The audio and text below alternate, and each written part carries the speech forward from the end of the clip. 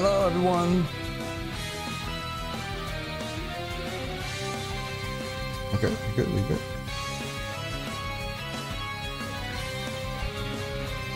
Everything should be working. Everything should be good.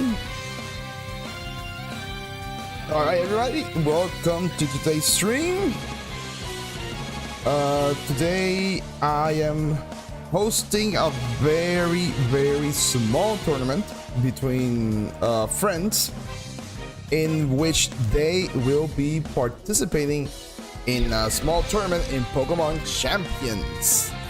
I'm very excited, even though it's like this is like a test stream, not a test stream, sorry, a test tournament. I'm doing it with just friends, and we're just practice. I can't talk. I set up a small tournament so they can practice a little bit, so they can test out their team, just play a little bit. So right now, we should be starting very soon. Let me let them know.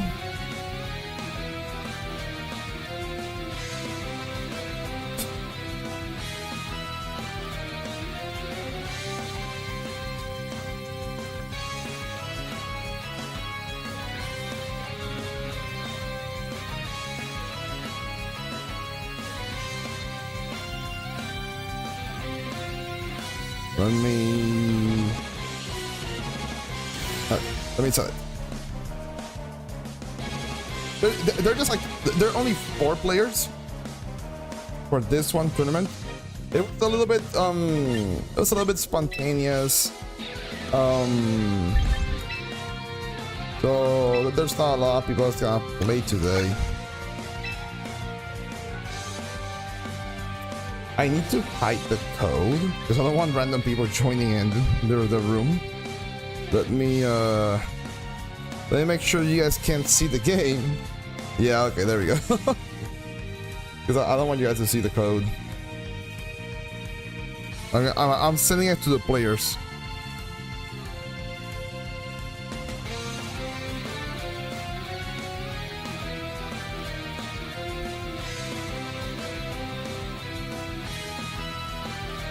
Alright. Now you guys can see it. Oh, I forgot that the I forgot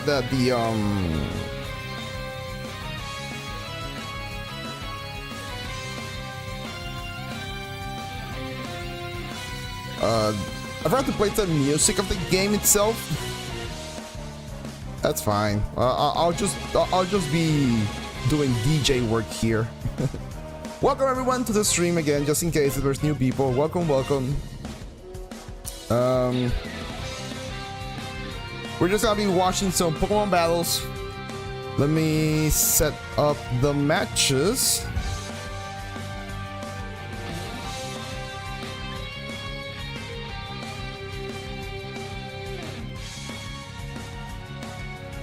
Actually, I don't have. Yeah, I should do that.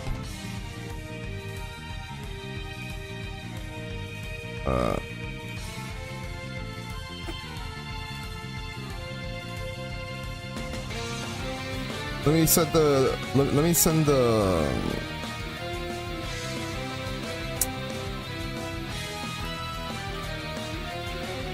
Tell me who goes against who.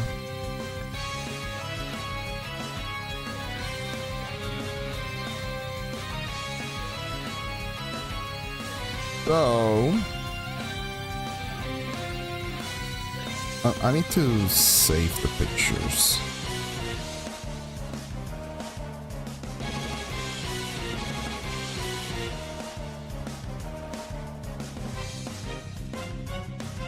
Let me copy this.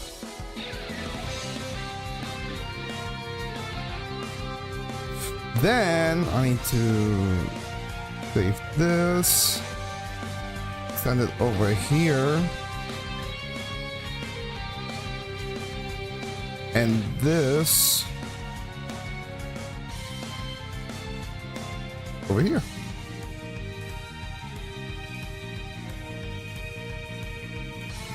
All right. So next time I need to find I need to just do a better way on how to set up the matches, because I need to set up a Discord for this specifically. Well, I haven't yet. We're doing it through WhatsApp because it's just between friends.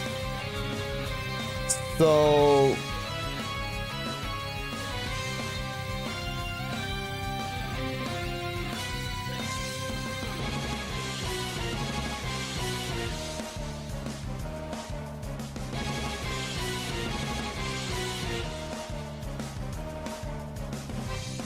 oh jeez. So since it's just between friends, we're just doing it like pretty casually, but next time I will be setting up like a Discord in which I can have everything organized and ready. Hey Fabian, thank you. Welcome to the stream. Guys, don't forget to leave a like. Leaving a like really helps the stream. And if you're not subscribed, make sure to subscribe, please. It really helps. All right, so let's put on another song. All right, so right now we have Luis against Yowie. All right, let's see. I'm gonna be commentating on these matches, so just follow me along in this journey of watching my friends battle each other. So Joey's side, we have a possibly Mega Blastoise and a Mega Staraptor. I can actually see their teams. So Joey is, yes, he has two. No, he only has, no, Camera Up is the Mega. The Staraptor is actually a Shockscarp variant of the Staraptor with Final Gambit. Luis is using a Sandting with Milotic, Incineroar, and he also has a Staraptor himself. So Staraptor is actually a Pokemon that we're gonna be seeing constantly in the meta over and over again. Let me. We gotta be setting up another song for us, everyone, to listen to while we get to the battle. All right, so Luis has, he sent it to me via Pokepaste. All right, so he has a Milotic with Haze. So since Luis is actually having a Milotic with Haze, the one thing that Joey has to mind is his Blastoise. No, his Blastoise doesn't have Shell Smash, so I don't think Haze is gonna come much to play here. And we sadly have an ad. Sucks. There we go. Alright, so Incineroar, Milotic, Farigiraf, and Blastoise. Alright, so in this position, I think Joey is actually in a really comfortable position, considering that Luis can't use Fake Out in this turn because of Farigiraf's ability Armor Tail. Armor Tail prevents every single move that has priority to be blocked. So it means that Luis will not be able to use Fake Out. Though, one thing that Luis has to be mindful about is Blastoise. Blastoise can hit super effective on Incineroar, can hit really hard. And while I'm pretty sure maybe Joey's gonna possibly use maybe Trick Room in this matchup. This is Luis switching Incineroar. Oh, here comes a Sinistcha. Sinistcha is not entirely in a comfortable position because this Blastoise has Dark Pulse, which means it can also hit a super effective hit against that Sinistcha. So in here we have Fake Out from Blastoise, in which it does Fake Out to Milotic. Milotic can't move, and Trick Room is set up by Yowie. The music is louder than real. I said that really. All right, thank you. I put it low, but I think that the sound that I selected is loud. But thank you, Fabian. All right, so I don't think Luis is actually in a very comfortable position now that Joey set up Trick Room. Farigiraf is able to set up first by attacking, but here comes a helping hand on Blastoise. If this is a Dark Pulse, Sinistcha goes first by Machikasha, but Machikasha's not really gonna do enough. Dark Pulse should be coming out from Blastoise. A burn on Farigiraf. That will always be able to do chip damage, which can help Luis a lot. Thanks, man. Cobo Berry is eating up, and we have a Dark Pulse coming out Even though it's helping hand, Sinisha is able to take it with the berry. A Scald from Melodic. That's some decent, good amount of damage. A critical hit. Oh, but Faridra is gonna get a citrus berry. He's gonna get a snack moment, and the burn is gonna chip it down. So, still, this is not a incredible good positioning for Luis. He's gonna have a bit of a tough time with that Blastoise still on the field. Dark Pulse on Sinisha, Water Pulse on Incineroar. It all depends on what the fourth Pokemon Luis has. Unless he can... I'm pretty sure he can definitely last until Trick Room is done. The thing is, if he takes on Farigiraf, which is the next Pokemon that Joey's gonna bring up? That's the thing that's gonna impact this game later on in the future. Protect by Sinisha. So we are expecting here for a Hyper Voice from Farigiraf. Yeah, there's no need for a Helping Hand. A Dark Pulse without Helping Hand should be more than enough, but Sinisha protects it. Melodic goes for another Skull, more chip damage on that Farigiraf. One more Skull should be more than enough to take it down. Alright, so 2 more turns of Trick Room. Joey has to put on the pressure right now because with only 2 turns left and Farigiraf on danger, Luis has to really take down that Farigiraf. The thing that's stopping Joey to actually be able to take the max amount of damage with the Blastoise is that, yeah, he hits hitting shot, but what about Melodic, right? Melodic's a very bulky Pokemon by itself. It can clearly hit with Dark Pulse, definitely. But Melodic is gonna be shipping out that Farigiraf, and whichever Pokemon comes next. Hyper Voice again coming from Farigiraf. There's some cheap damage on Melodic. The Sinisha is gonna go for a Magic Gotcha. Take it. Oh, 1% for Farigiraf, and Sinisha's just gonna heal up.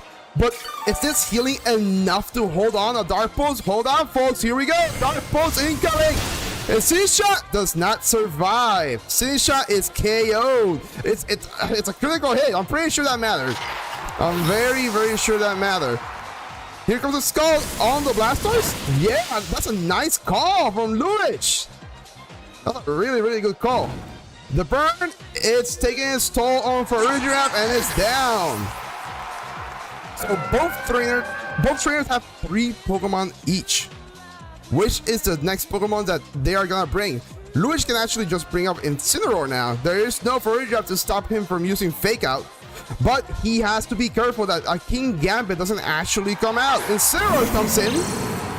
Joey, it's gonna bring out Vanillex. Vanillex actually a surprising Pokemon. You don't get to actually see it too often unless it's on singles. On doubles, not too often. In singles, you can see a couple of times. Well, there is 1 more turn of Trick Rooms. So Joey has to take a great amount of advantage from this one. The thing is, Luis' Pokemon aren't actually fast either. So I don't think it matters too much for Luis. Now, Luis has to just have to take the advantage that he's able to Fake Out one of his Pokemon. Attack from Melodic. I think he's just gonna wait for oh, actually a Flare Blitz coming. Balance is able to take that damage because since the snow is up, he gets a 50% of defense. Freeze Drive from Vanillex. Melodic protects. That's why he protected. Here goes an Aura Sphere, but Chopo Berry on Incineroar. And that did decent damage. I'm actually surprised they didn't go for the Water. Oh, because that's Water Spout, not Water Pulse. Joey's Blastoise has Water Spout. Water Spout, Aura Sphere, Dark Pulse, Fake Out. Hey, yo, yeah, welcome. So I'm actually surprised that he doesn't have Water Pulse. With the set of move he has, he doesn't have Water Pulse, just Water Spout. But he has only 40% of health, so Balance protects. We have to remember, Incineroar was the slowest Pokemon, but Melodic is able to do enough damage to Blastoise. Blastoise is down. Now, throat chop coming from Incineroar, but Vanillux protected. Alright, so actually, Incineroar went last earlier, but King Gambit is on the field. So, one thing that Joey did not take advantage was Intimidate earlier, right? Even though a Flare Blitz can be really dangerous, but getting a +1 on King Gambit earlier could have helped him a lot. I still don't think a Sucker Punch would have been enough to take down Incineroar, because right now the threat that Joey is facing is Incineroar. Milotic is just tanking the damage, while Vanillux does have Freeze Dry for Milotic, but here comes Tyranitar. Tyranitar's gonna set up the Sandstorm. Freeze Dry. Yeah, Freeze Dry doesn't do enough damage, especially since Sandstorm gives Tyranitar a 50% boost in special defense. Flare Blitz incoming, and it doesn't KO King Gambit, but it does a good amount of damage. A burn? There's no burn here, but I can't believe it's coming, and it's taking down Incineroar. There's no way Incineroar is able to take that. Incineroar is down. Hey, support guy. What's up? Welcome to the stream. Alright, so Sandstorm is actually really good for Lewis here, because it just means that Tyranitar is able to take down special attack hits from Vanillux. Both Pokemon from Joey are very low health, so Milotic is able to take down one Pokemon here, and Tyranitar should be able to take down the other. It all depends if there's a critical hit or something. I don't think Sucker Punch is gonna KO Milotic, but I think it's the best bet that maybe Joey has. Mega Evolution from Tyranitar in Lewis side. It means it's gonna hit harder.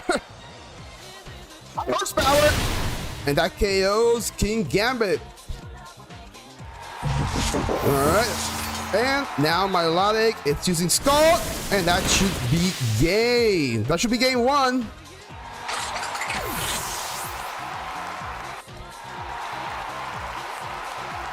Let me.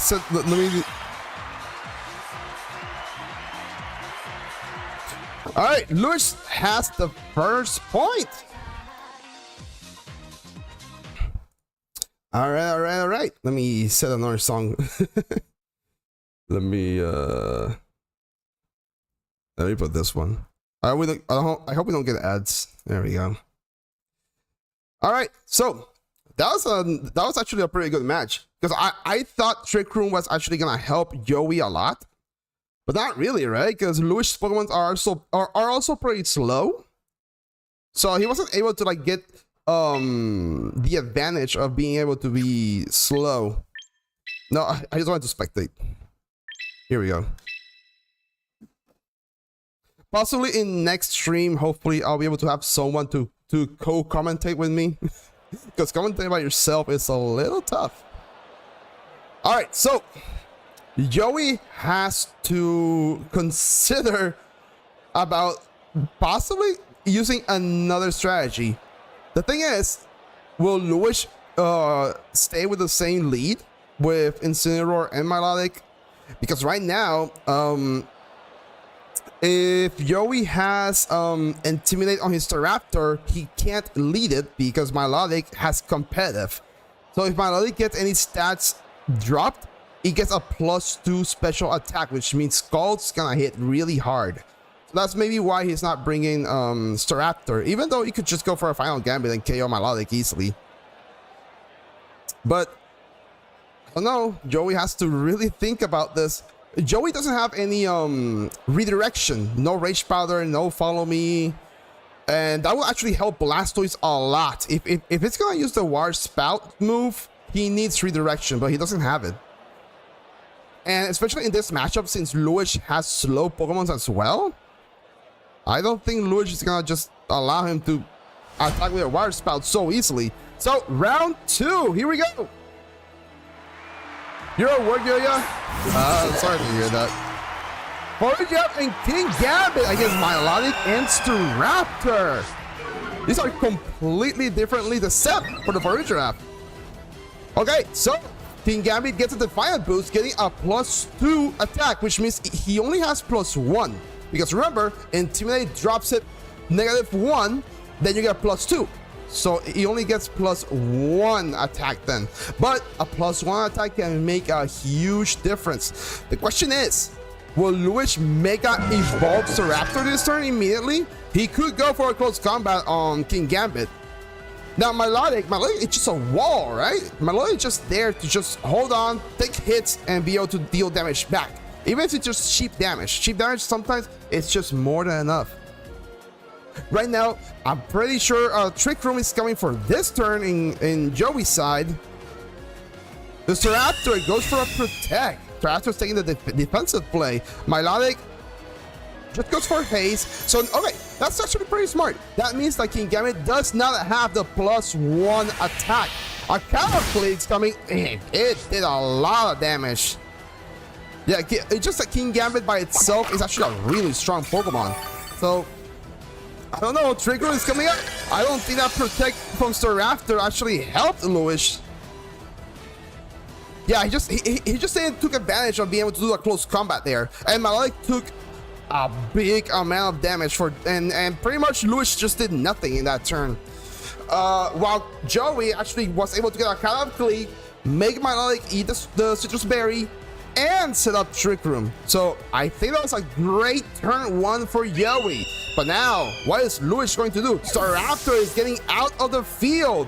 The Shot, the Kind-Hearted, is coming in. Taking a spot over for his buddy. Hospitality is coming for Melodic to heal up that damage that he took. King Gambit protects. Are we seeing a Hyper Voice from Farigiraf? Hyper Voice it is. Shot doesn't care. It's a ghost type. But Melodic is taking some damage by this. Here comes Scald. Oh, he went into the Protect, which means that, again, Luis did nothing in this turn besides healing up a little bit of damage from Melodic. So, this pivot can maybe help Luis. The thing is, King Gambit is a huge threat because the Caleb Clip on Sinistcha, it's just gonna hit super hard. Helping Hand from Farigiraf, that Caleb Clip is really gonna sting. It's going into the Sinistcha, but hold up, Cobalt Berry. Is it over? No, Sinistcha takes it pretty well enough to keep yellow HP at 30%. Melodic here. Actually, gotcha. Sorry, Sinistcha's gonna go first. It missed. Oh god, it missed King Gambit. That's actually the most important target.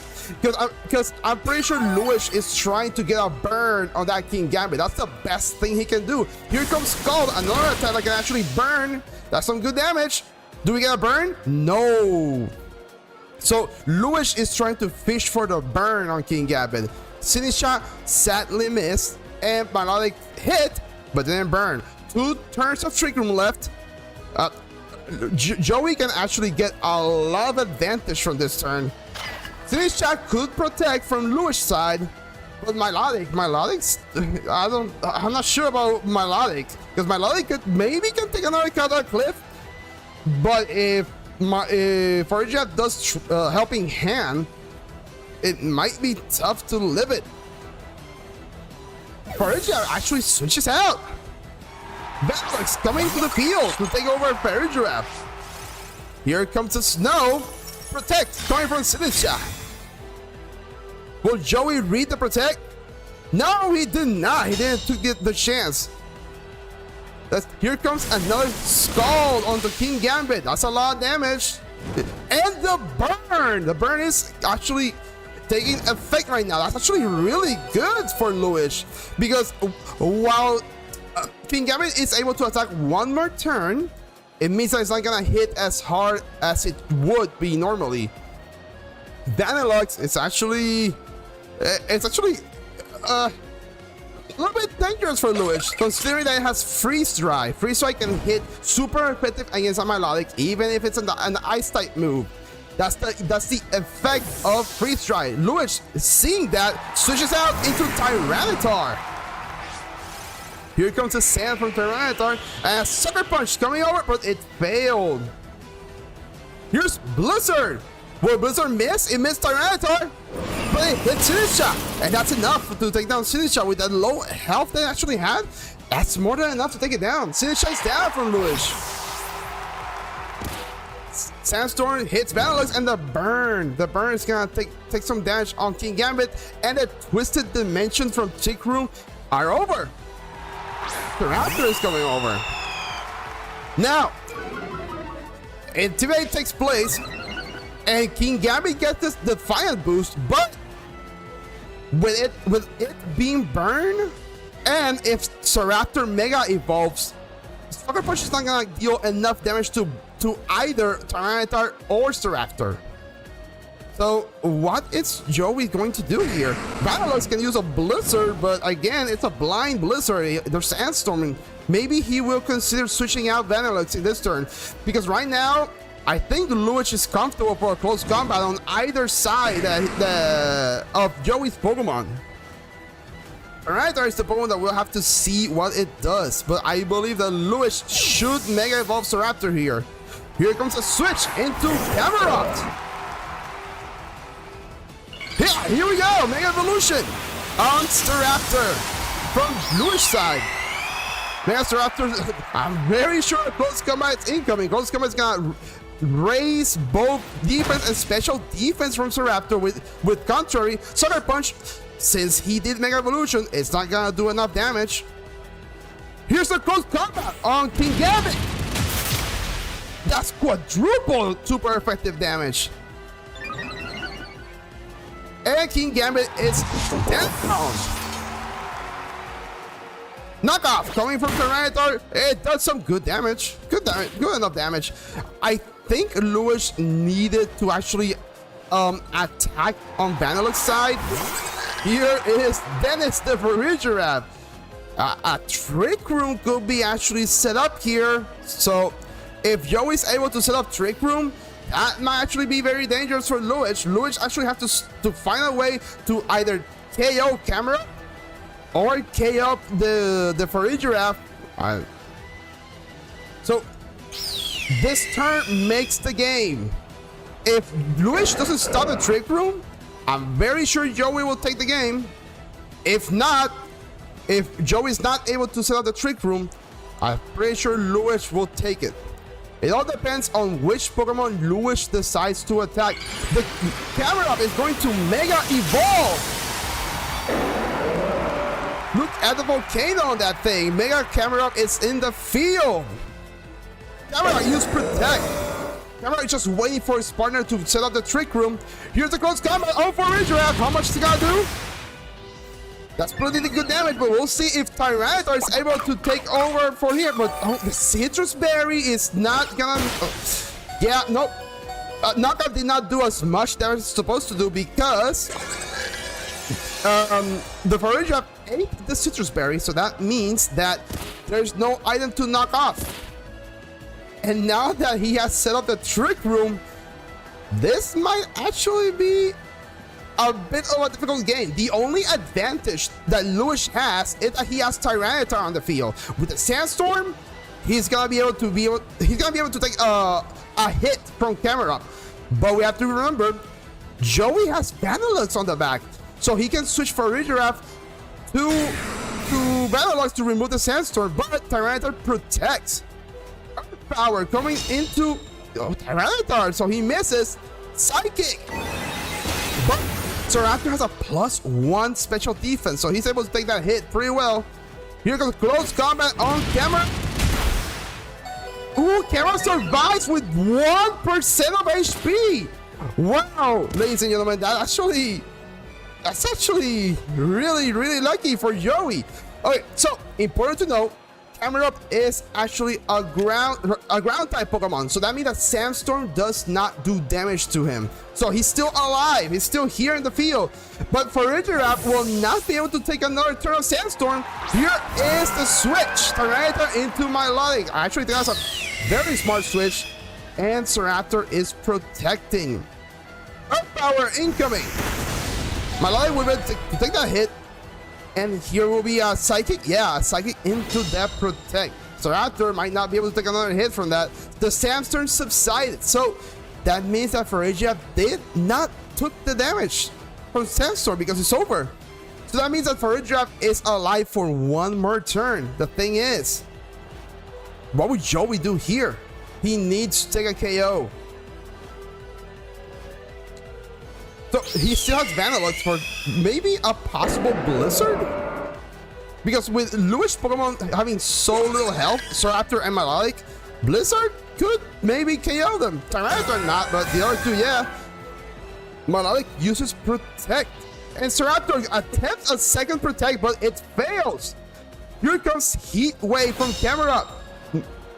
Melodic Protect, and it hits Staraptor.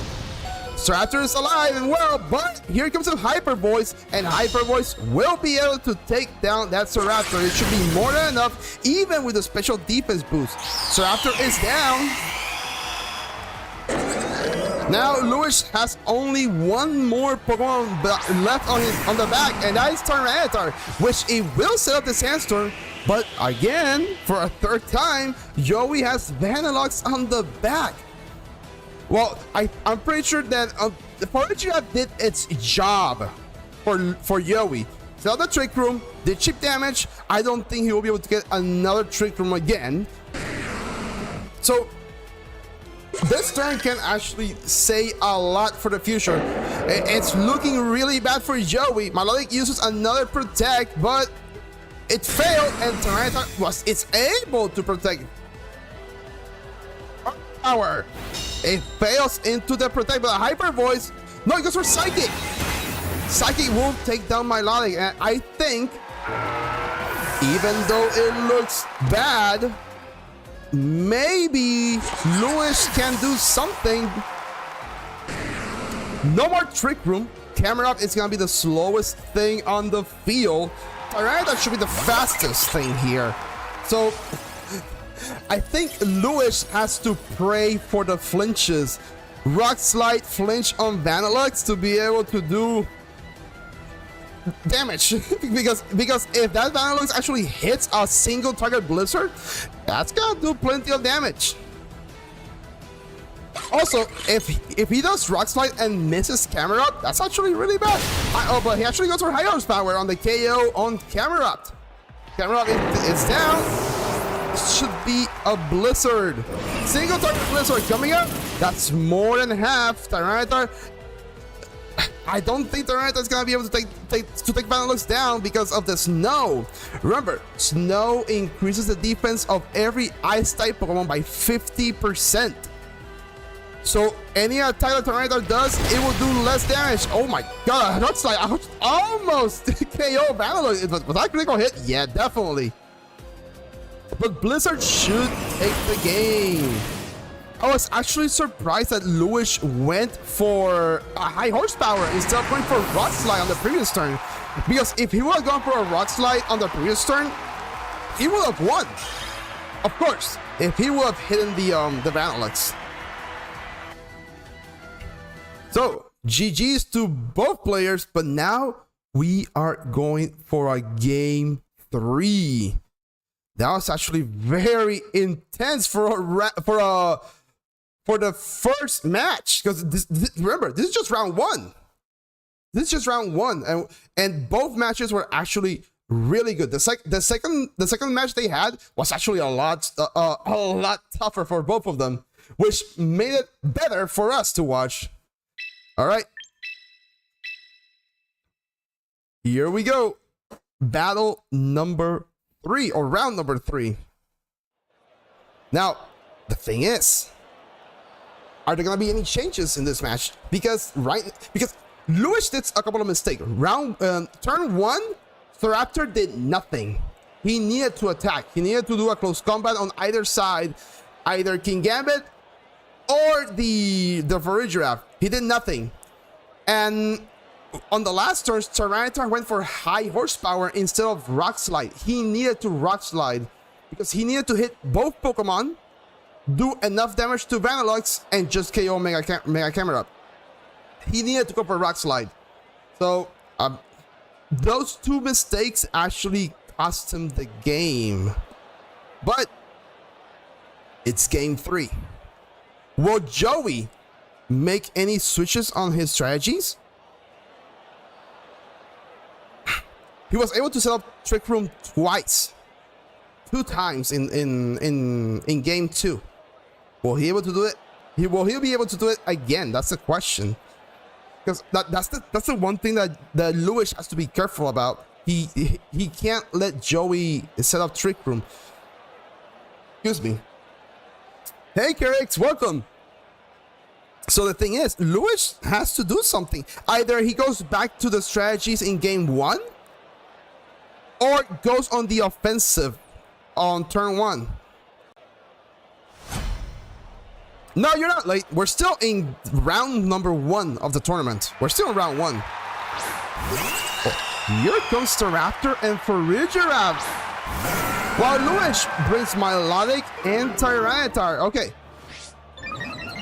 We have to remember, this Raptor from Joey does not have the Mega Stone. It actually has Choice Scarf. And with Choice Scarf, it makes it even faster, 1.5 faster to be exact. And he has Final Gambit. Final Gambit does the same amount of damage to what you have on health. So if you have 192 HP, you will do 192 damage. But the drawback is you KO yourself. So we can expect here a Final Gambit, right? We can easily expect a Final Gambit. But on... Ooh, that's the one thing that Lewis has to guess. A switch into Incineroar. Will we see a Final Gambit? No, it's Close Combat. Only Incineroar. What a nice call. Very, very nice call from Lewis. Defense, special defense is dropped. A Scald into Farigiraf. That's not gonna be enough. Farigiraf is a really bulky Pokemon. Trick Room is up. Okay, so while Trick Room is up, this can actually be good for Lewis. Here's Citrus Berry. Okay. Raptor is the fastest Pokemon here, and he is stuck using Close Combat. Either Joey does Close Combat again or switches, but attacking on the Staraptor side with Melodic, I think it's a very safe play for Lewis to do. Incineroar can just go and hit Farigiraf for damage, because Farigiraf, it can hit Melodic, but Melodic is also a very bulky Pokemon, so I think Lewis has the advantage in this position. The thing is, what is he going to do? The only drawback, the only bad thing is that actually Joey has Blastoise on the back and he switches into Blastoise, but Farigiraf is switching. Here comes Vanilluxe getting rid of the Sandstorm. Yeah, it is a lot. Here's Flareblitz into Raptor. It hits really hard. And Scald to finish up the Staraptor. Alright, so Staraptor had -1 special defense and -1 defense because he did Close Combat, and Close Combat drops both of your defenses. But here comes Camerupt. Okay, so this Camerupt, it's definitely gonna Mega Evolve, right? But the thing is, what is he gonna do? Will it Earth Power the Incineroar? Or maybe Earth Power Melodic? The thing is, Vanilluxe is still in play, and a Freeze Dry, it's gonna hurt to Melodic. But Melodic has a +2 special attack from the competitive ability. The question is, will Melodic survive?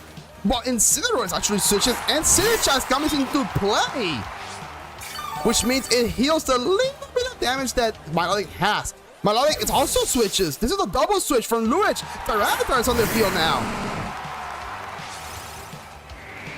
Here comes the Sandstorm, and Camerupt goes for a Mega Evolution into Mega Camerupt.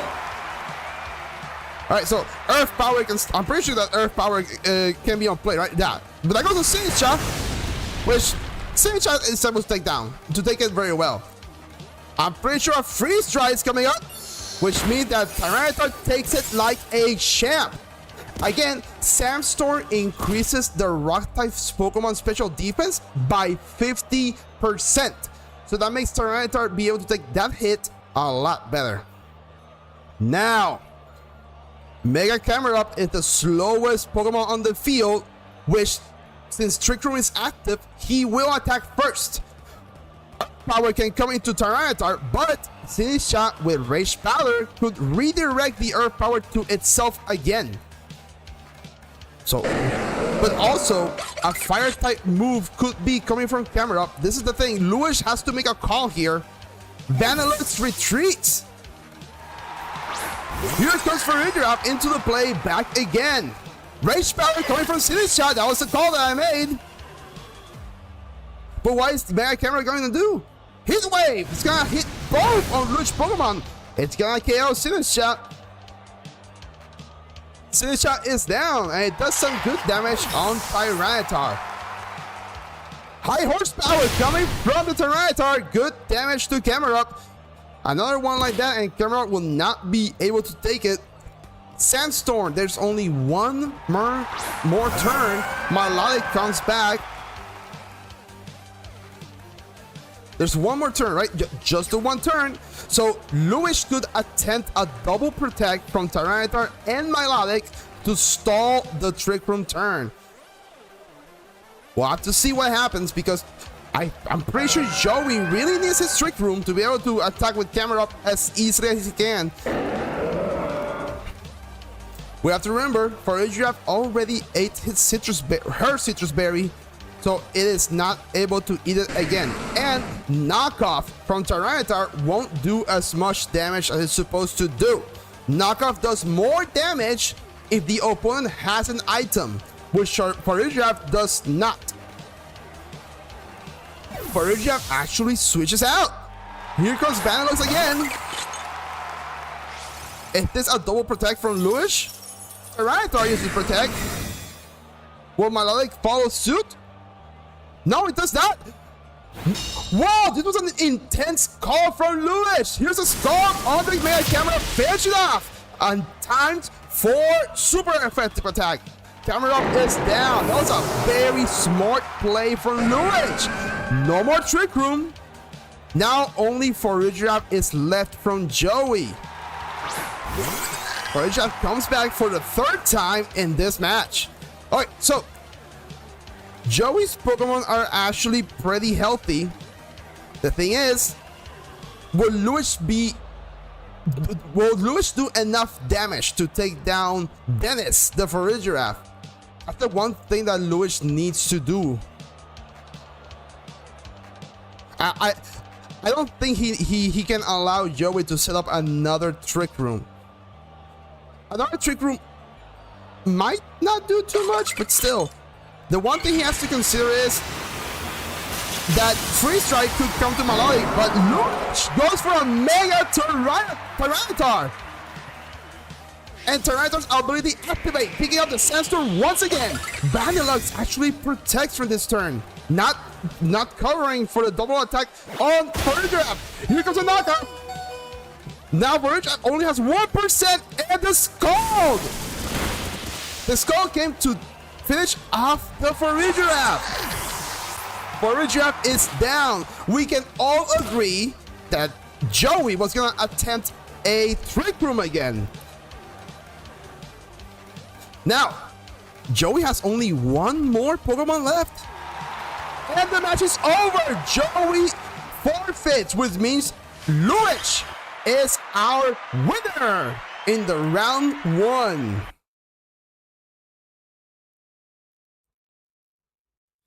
All right. So, round one. I'm sorry. That was actually pretty intense. That was a really good match. So, let me make sure that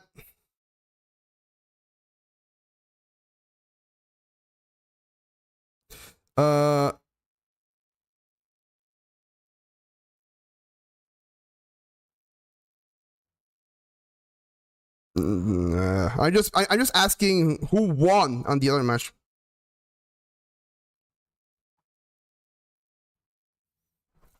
All right, so Lewis is our winner.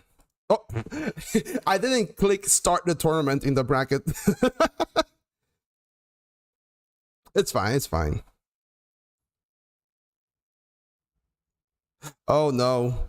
I think the web page. Oh no. I think I think my browser is freaking out, guys. Give me a second. I think my browser freaked out. All right. Let me go back to the bracket. All right, so Lewis won the first match. It was 2 and Joey won 1. So, oh, okay. So Silver Wolf won. On the other side, on the other side, yeah. So now we have round 2. Let's see. Let me tell the players who's going against who.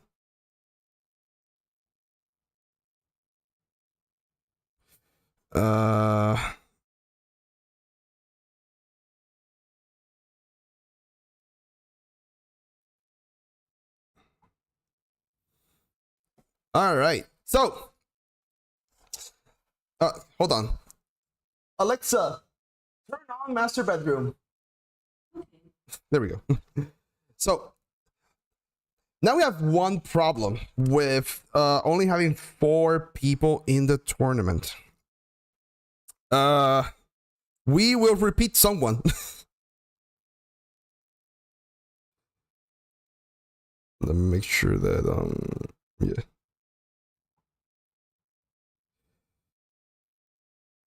And then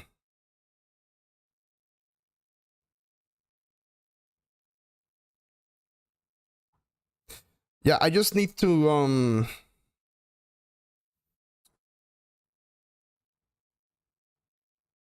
oh wait. Nope.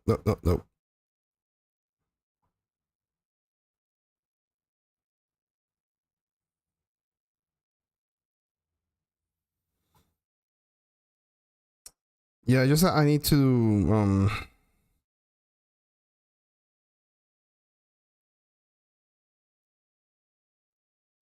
oh my god.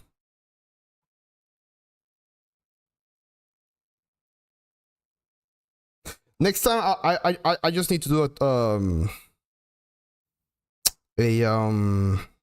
a Discord for this to make it a lot more organized. And then JC. No, I don't want to share memes.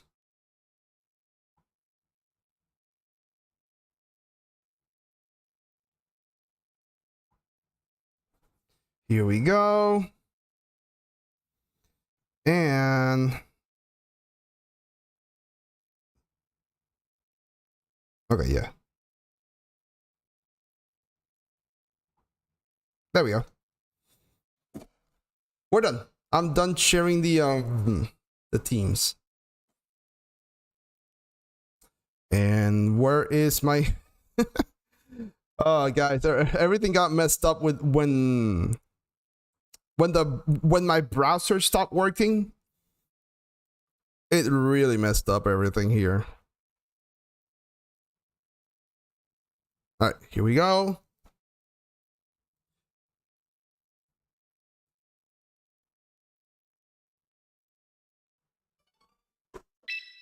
Let me spectate here.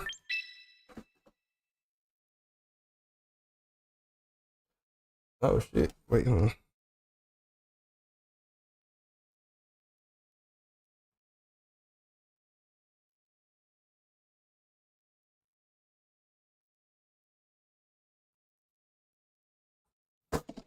And spectate.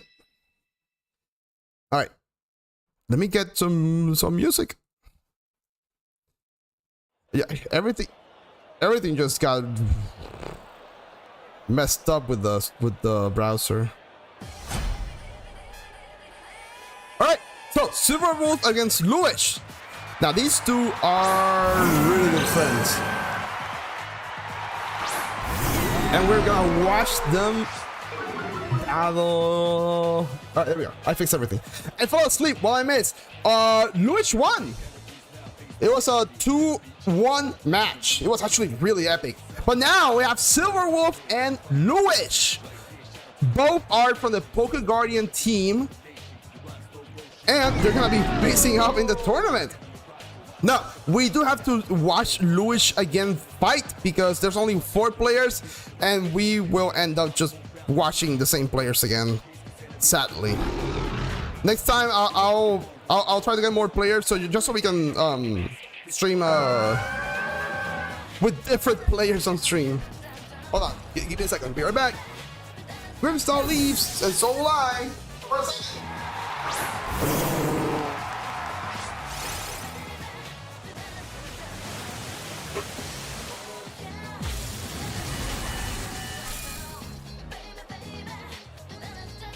So, what do we have here? We have Politoes! Jesus Christ! Ooh! Electro shot on the Melodic. A critical hit, 1 shot! Melodic is down for the count. Warning shot. Well, are you going to +1? Not anymore. Now it's 0 on the special attack side. Tyranitar is in the field. This was actually a really bad turn for Luis with that critical hit on the Melodic. I'm not sure if Melodic. I'm pretty sure it must survive.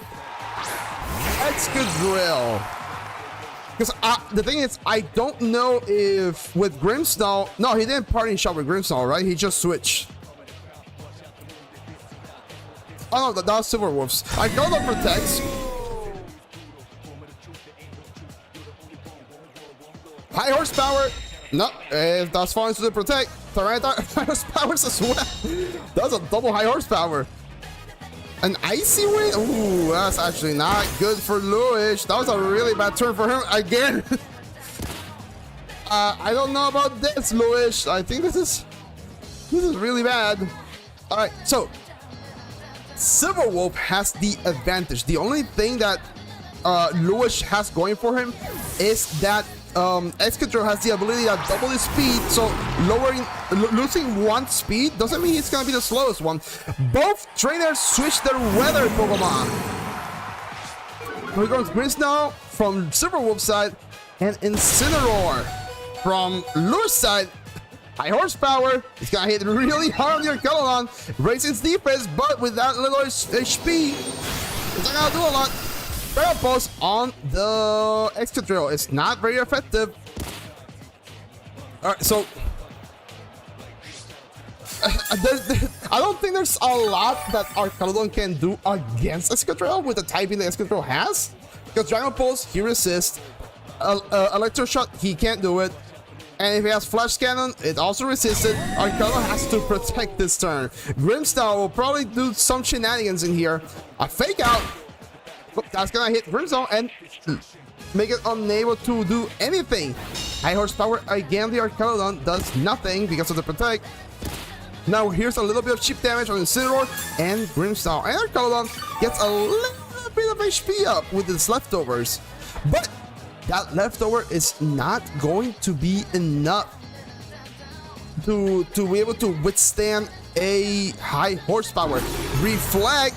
Silverwolf is hoping that the +2 defense, everybody makes a whole lot, but it will not. Archelon has way too little HP to be able to take that hit, and it goes down.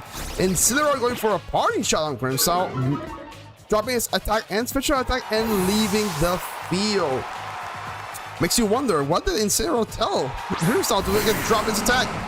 Tyranitar is here, but the Sandstorm is over. We do have to remember that Tyranitar has the Mega Stone, so it can Mega Evolve and set up the Sandstorm immediately. Politoed setting up the rain, but again, a Mega Stone in Tyranitar's hands means that he can set up Sandstorm whenever he wants. And as predicted, here comes a Mega Evolution from Tyranitar. This is Mega Tyranitar from Luis. Now, that means that Excadrill's ability activates again. Here comes an Iron Head into Grimstyle. Not enough damage thanks to that Reflect. A knockout on Politoed. It does some good damage, but more importantly, it gets rid of Citrus Berry. Weather Ball. He was gonna use Weather Ball with the rain, but with the Sandstorm, it becomes a rock type move, which Excadrill resists perfectly. So Lewis is actually coming back. Like, the start was really scary for him, but he is able to make the comeback. Now, we do have to wait. What is the last Pokemon that Super Wolf actually has on the back? But Grimstar is going down, so we will definitely see who is the last Pokemon this turn. Tyranitar goes for another knockup. It's not gonna KO, but damage is damage. Icy Wind, here he goes. All right, so this means that Excadrill now has -2 speed.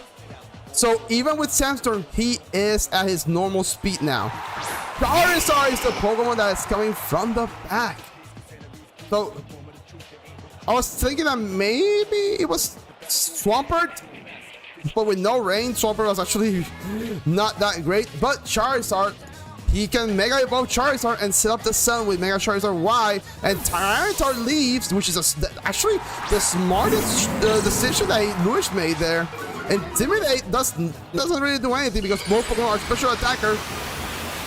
As predicted, Mega Charizard Y. Why is it so overpowered?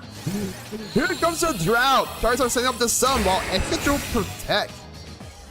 Lewis has to be very careful because that Excadrill is actually pretty slow. A Solar Beam coming from Charizard into the was Tyranitar, but now Incineroar. Incineroar takes that super well.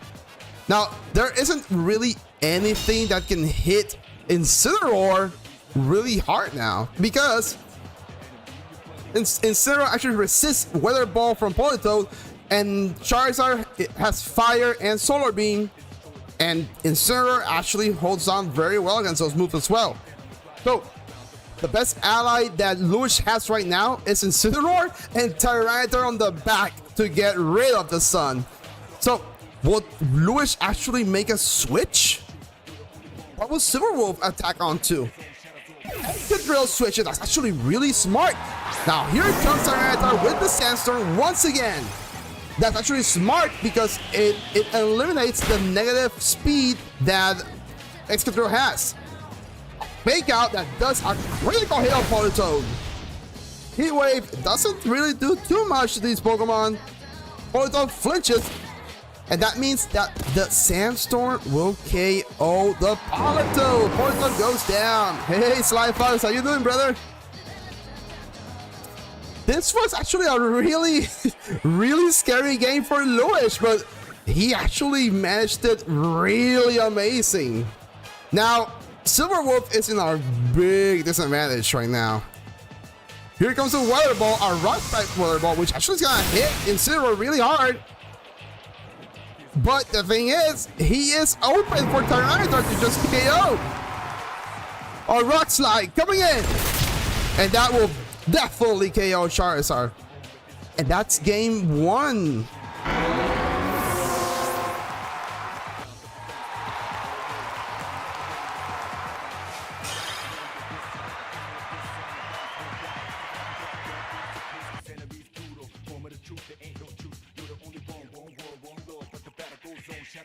All right, that was match number 1. This is the second round. This is the second round. The first round was actually really intense. It was actually really good. Let me get this one. Do we have ads? Sadly, we have ads, but thankfully I muted it. I need to get YouTube Premium. I need to. Eventually, I will. Because these YouTube ads are actually really annoying.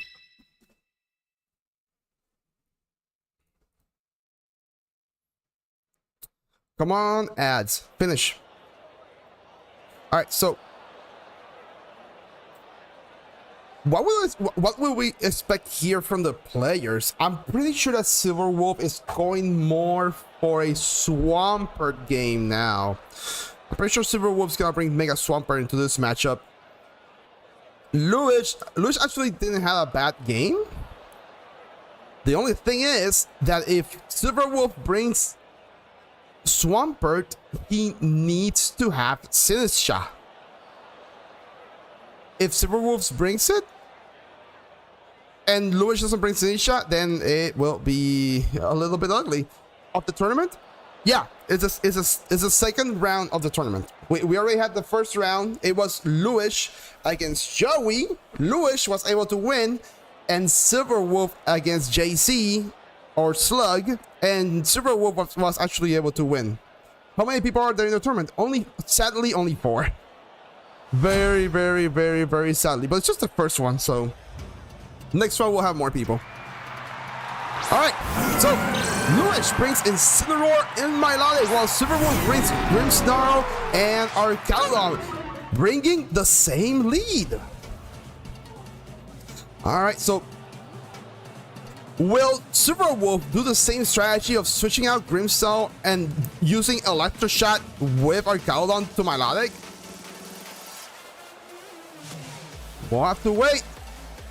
But will Lewis fall for the same strategy? It doesn't seem so. Milotic goes and Tyranitar comes into the field.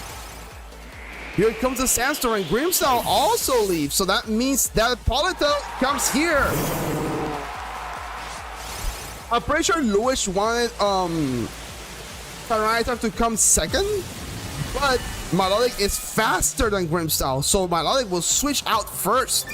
So here comes the Electroshot coming from Arcalon into Tyranitar. That does a lot of damage. Remember, the Sandstorm helps Tyranitar a lot with a 50% boost in special defense.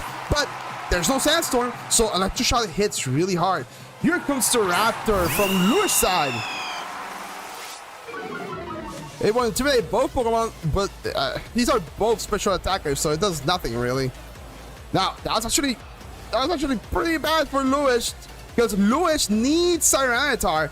Losing Milotic on the first game wasn't as bad, but he needs Tyranitar. Tyranitar is his baby, it's his weather controller. And he needs to get rid of the rain for Silverwolf, so he won't be able to do his strategies. Especially if Silverwolf brought Swampert in this game. So, this second turn, it can get pretty ugly. Tyranitar leaves. I think that's the right choice. And Incineroar comes back again.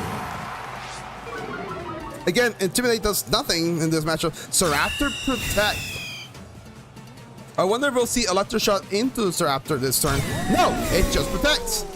So that means the most likely means Polito. Yeah, Polito goes for a Weather Ball on the Staraptor. That's a good call.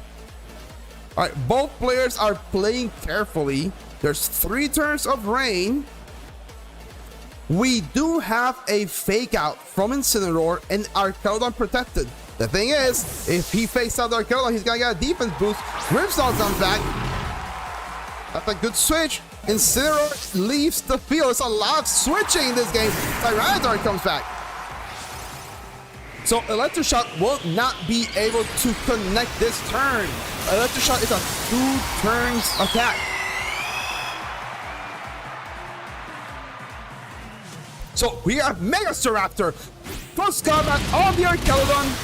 That will not KO, but that's a lot of damage. And not only did he get damage, he also gets a defense and special defense boost. While Arcalon also gets a defense boost, but I don't know, man.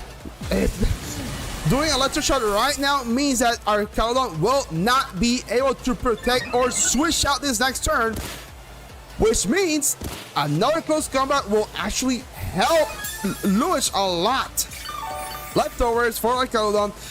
Even if Grimmsnarl does reflect, I don't really think it will survive another close combat.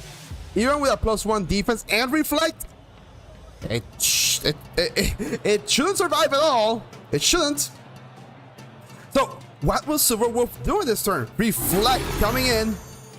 I think it's still the best play for Silverwolf to do Reflect. Close combat incoming.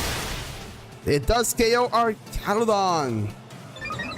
So now Staraptor gets a another defense and special defense boost. So it's +2/+2.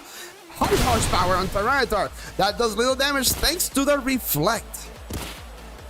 Alright, so Luigi actually has doesn't have Mega Evolution for Tyranitar, and here is the Swampert adjustment as I predicted.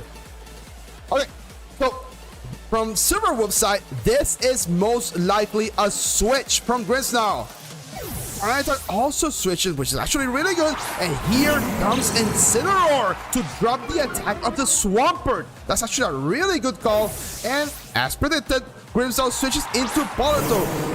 It is predicted because it gives Silverwolf a huge advantage. So here comes a Mega Swampert. Look at those muscles, Jesus Christ. But Incineroar's actually dropped his attack. Water Crash, so now have one Water Crash onto Staraptor. Not enough damage. We do have to... Oh, wow, Tailwind on Staraptor. That's a great call from Luigi. That's a very well, actually very well thing he did. Tailwind increases your Pokemon's speed ×2, double the speed. So Swampert having Swift Swim doesn't really do much for it anymore.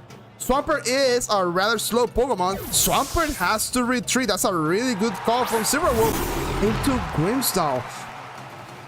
Incineroar switches into Tyranitar, so no more rain. Now, the thing is, Staraptor can get more defense and special defense boost, but it also can't be getting damage here. Here's the Weather Ball. It's a +3 special defense. It barely did any damage. But the Sandstorm, Sandstorm's actually gonna do enough shit. I still think Luigi has a great advantage in this match. Excuse me. So Luigi is pretty comfortable right now with the thanks to the Tailwind. He is really in a really comfortable position. So Luigi still has not Pelipper, Milotic behind. Here goes Swampert switching out from Politoed. Close combat on the Swampert side. That's a good call and good damage. And now he's getting even more defense and special defense boost. Here's a knockoff on the Swampert. Spirit Break coming for a super effective hit on Staraptor. Remember, Sandstorm is still in play, so it's gonna chip down on the Staraptor. Even with all those boosts that it has, it doesn't matter if Sandstorm keeps hitting you over and over again. Now, Swampert does not have rain, but I'm pretty confident Silverwolf is gonna bring Polito in the field, and Incineroar here to drop Swampert's attack again. Here is Polito, but Swampert is still not faster than Staraptor. He's a close combat. And that is enough to KO Mega Swampert. Mega Swampert is dead, ladies and gentlemen. No more Tailwind. So the Tailwind is over. Here is Grimmsnarl back. But thing is, what can Silverwolf do? There's only so much he can do in this matchup. Polito, if Weather Ball is the only attack that it has, it's not gonna do well against Tyranitar. So we'll say it's over. It's over, ladies and gentlemen. Here's a close combat on Polito. Water Ball into the Staraptor. I think, yeah, that's the smartest play. Wow! Oh! Staraptor actually survives without 1 HP! Or, well, 1%. That's actually huge for Luigi. It's an even safer game for him now because he can just do another close combat and just hit whatever really hard. This game is actually really bad. Gold Combat, again, we do have to remember that Silver Wolf still has reflect on the field. So that is helping him. Weather Ball now on the Incineroar. Doesn't KO, but still a lot of damage. Here goes a throat chop on Politoed. And Spirit Break. This will end Staraptor. I thought that Lewis was gonna double into either Grimmsnarl or Politoed. I think that was the best play for him. Alright, so he still has Milotic and Tyranitar on the back. He's gonna bring Tyranitar onto the field. Here comes the Sandstream. Now the Sandstream is actually pretty good because it's gonna do cheap damage to both Grimmsnarl and Politoed if he doesn't just finish the match right now with a Rock Slide. Alright, so I knocked off into the Politoed. It doesn't KO, but there is the weather Sandstorm that will finish off Politoed after this turn ends. And Incineroar goes down, and here comes a Spirit Break. Will it finish it? It will, but again, that Milotic is full HP, and Politoed goes down now. And Grimmsnarl will not be able to survive this next turn. So technically, Lewis could just protect and win the game. But Milotic should be faster with a Scald and finish the game. There's no way Spirit Break is gonna KO Milotic in one hit. Even with a critical hit, it will not KO. So, this game is over. Here comes the Scout. And that will defeat Grimmsnarl. Which means Lewis has won round 2. Ladies and gentlemen, Lewis has been playing really well. He has won the first 2 matches. So now, so we have we do have an announcement to make. Slug and Joey were supposed to fight, but sadly Joey had something happened in which he had to surrender game round number 2. So that means that that Slug is the winner of round 2 then. So let me set Lewis as the victory. And then Slug. I'm giving Slug round 2 because, well, there's nothing else I can do. Yeah, that was actually really close. That was actually really fun to watch. That was actually really fun. Now,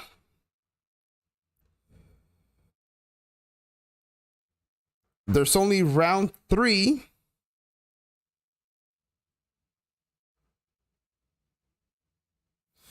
Let me tell them who goes against who.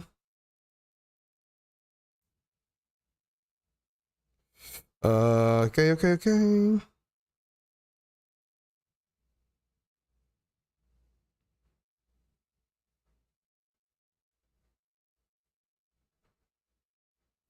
I'm just letting the trainers know that. Yeah, my Milotic is so tanky, man.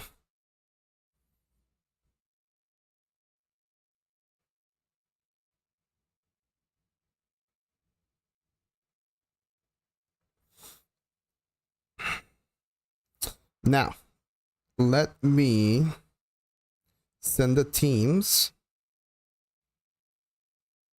Where is... Here he is.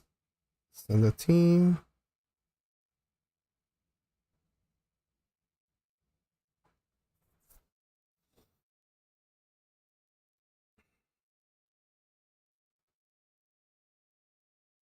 All right, so round 3. We have Lewis against Slug, and Silver Wolf against Joey. But again, Joey had to leave. He might come back. He might come back, so we'll have to wait and see if he does come back. But for now, we shall be able to watch Lewis and Slug fight. So, Lewis has been on all the battles on stream. All of them.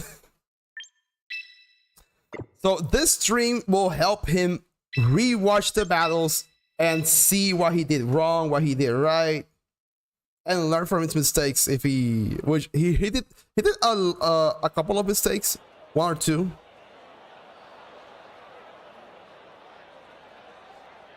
Which is fine. We all do mistakes.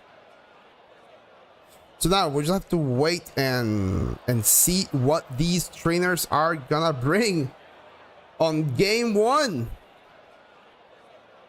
And here comes more ads. Oh my god. All right, so round 1 is starting. Slug versus Lewis.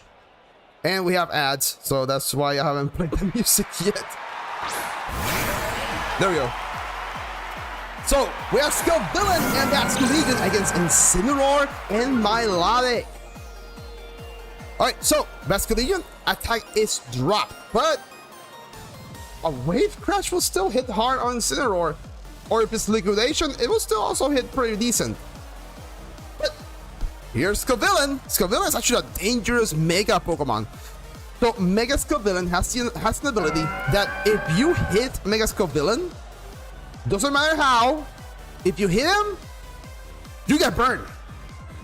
And if you're a physical attacker, you hate getting burned. The one thing that Lewis has going for him is that Incineroar, he's a fire type, so he is not able to get burned by that ability. That's the only good thing for Incineroar.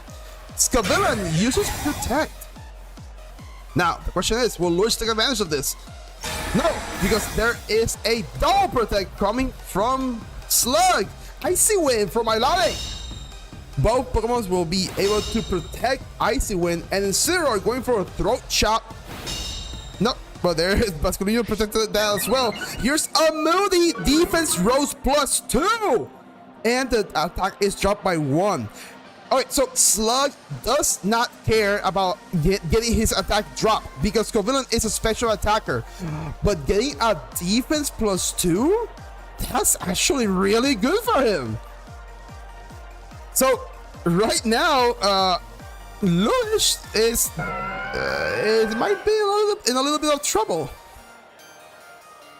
Nothing has happened per se, but the Scavillain getting a defense boost actually really good for it. So we'll just have to wait and see what Lewis is able to do, because most likely it is Mega Scavillain who's coming right now with a Rage Powder.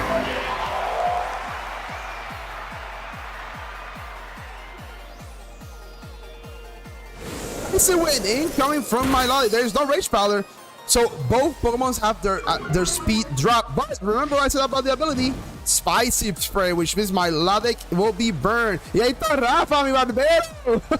Que si digo algo malo, me va a pelar para la próxima. Here's Basculegion, taking it pretty well. Basculegion taking a Throat Chop, and even the Citrus Berry. Giga Drain is gonna be really bad for Lewis because he's gonna get healed up. Milotic will also take a moment to eat Citrus Berry, just like Basculegion did, and Wave Crash. Yeah, that's gonna hit really hard into Incineroar. So, I don't know, guys. This actually looks really bad because now Slug could go for a Rage Powder. Scavillain is perfectly healthy, so a Rage Powder will be really good for this turn, because Incineroar, he's gonna have to Throat Chop. If he does Throat Chop, it's not gonna do enough damage to Scavillain. He's gonna have to go for Flare Blitz here, and Milotic, it could do a Scald. It's some damage. So here goes a Flare Blitz. Scavillain take that pretty well, and again, he actually didn't go for Rage Powder. So a Throat Chop will actually help Lewis really good in that turn. Scoville is gonna be a real problem for Lewis. Wave crash again on the Incineroar. Incineroar goes down. This match is gonna be really difficult. It's interesting and difficult for Lewis. Basculino took recoil, but that recoil barely did anything. The burn is shipping down on Melodic, but here comes Tyranitar. So right now, Lewis has to hope to be able to KO Basculino with a Rock Slide. The thing is, Slug could easily protect Basculino and allow Scoville to get hit by Tyranitar to burn it. Or he could just switch Basculino, save it up for later. Regardless, this is a really bad moment for Lewis just because of Scoville. And remember, Scoville has a +2 defense. So it might be able to take a Rock Slide pretty well. Regardless, Tyranitar is gonna get burned. So Lewis is going for a Mega Tyranitar.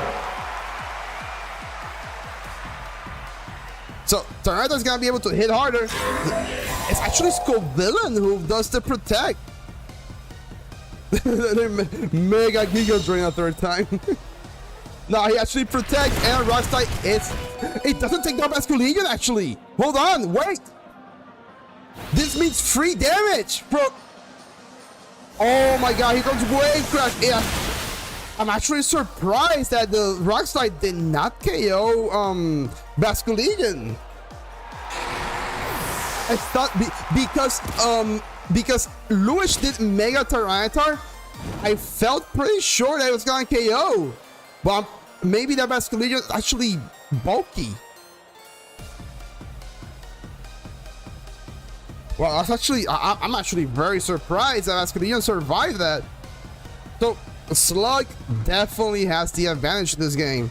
Now that Tyranitar has low HP, this is very ugly for Lewis. Also, Melodic is burned, so I don't know, guys. This game looks really bad.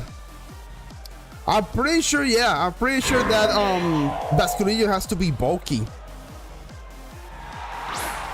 Here comes Lycanroc from Slug. Lycanroc is a really fast Pokemon, though it is frail. So that's one thing that he has to be worried about.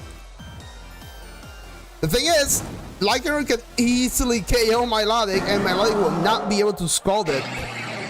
He could even protect Lycanroc because Sandstorm and Burn is easily gonna KO Melodic. Tyranitar protects.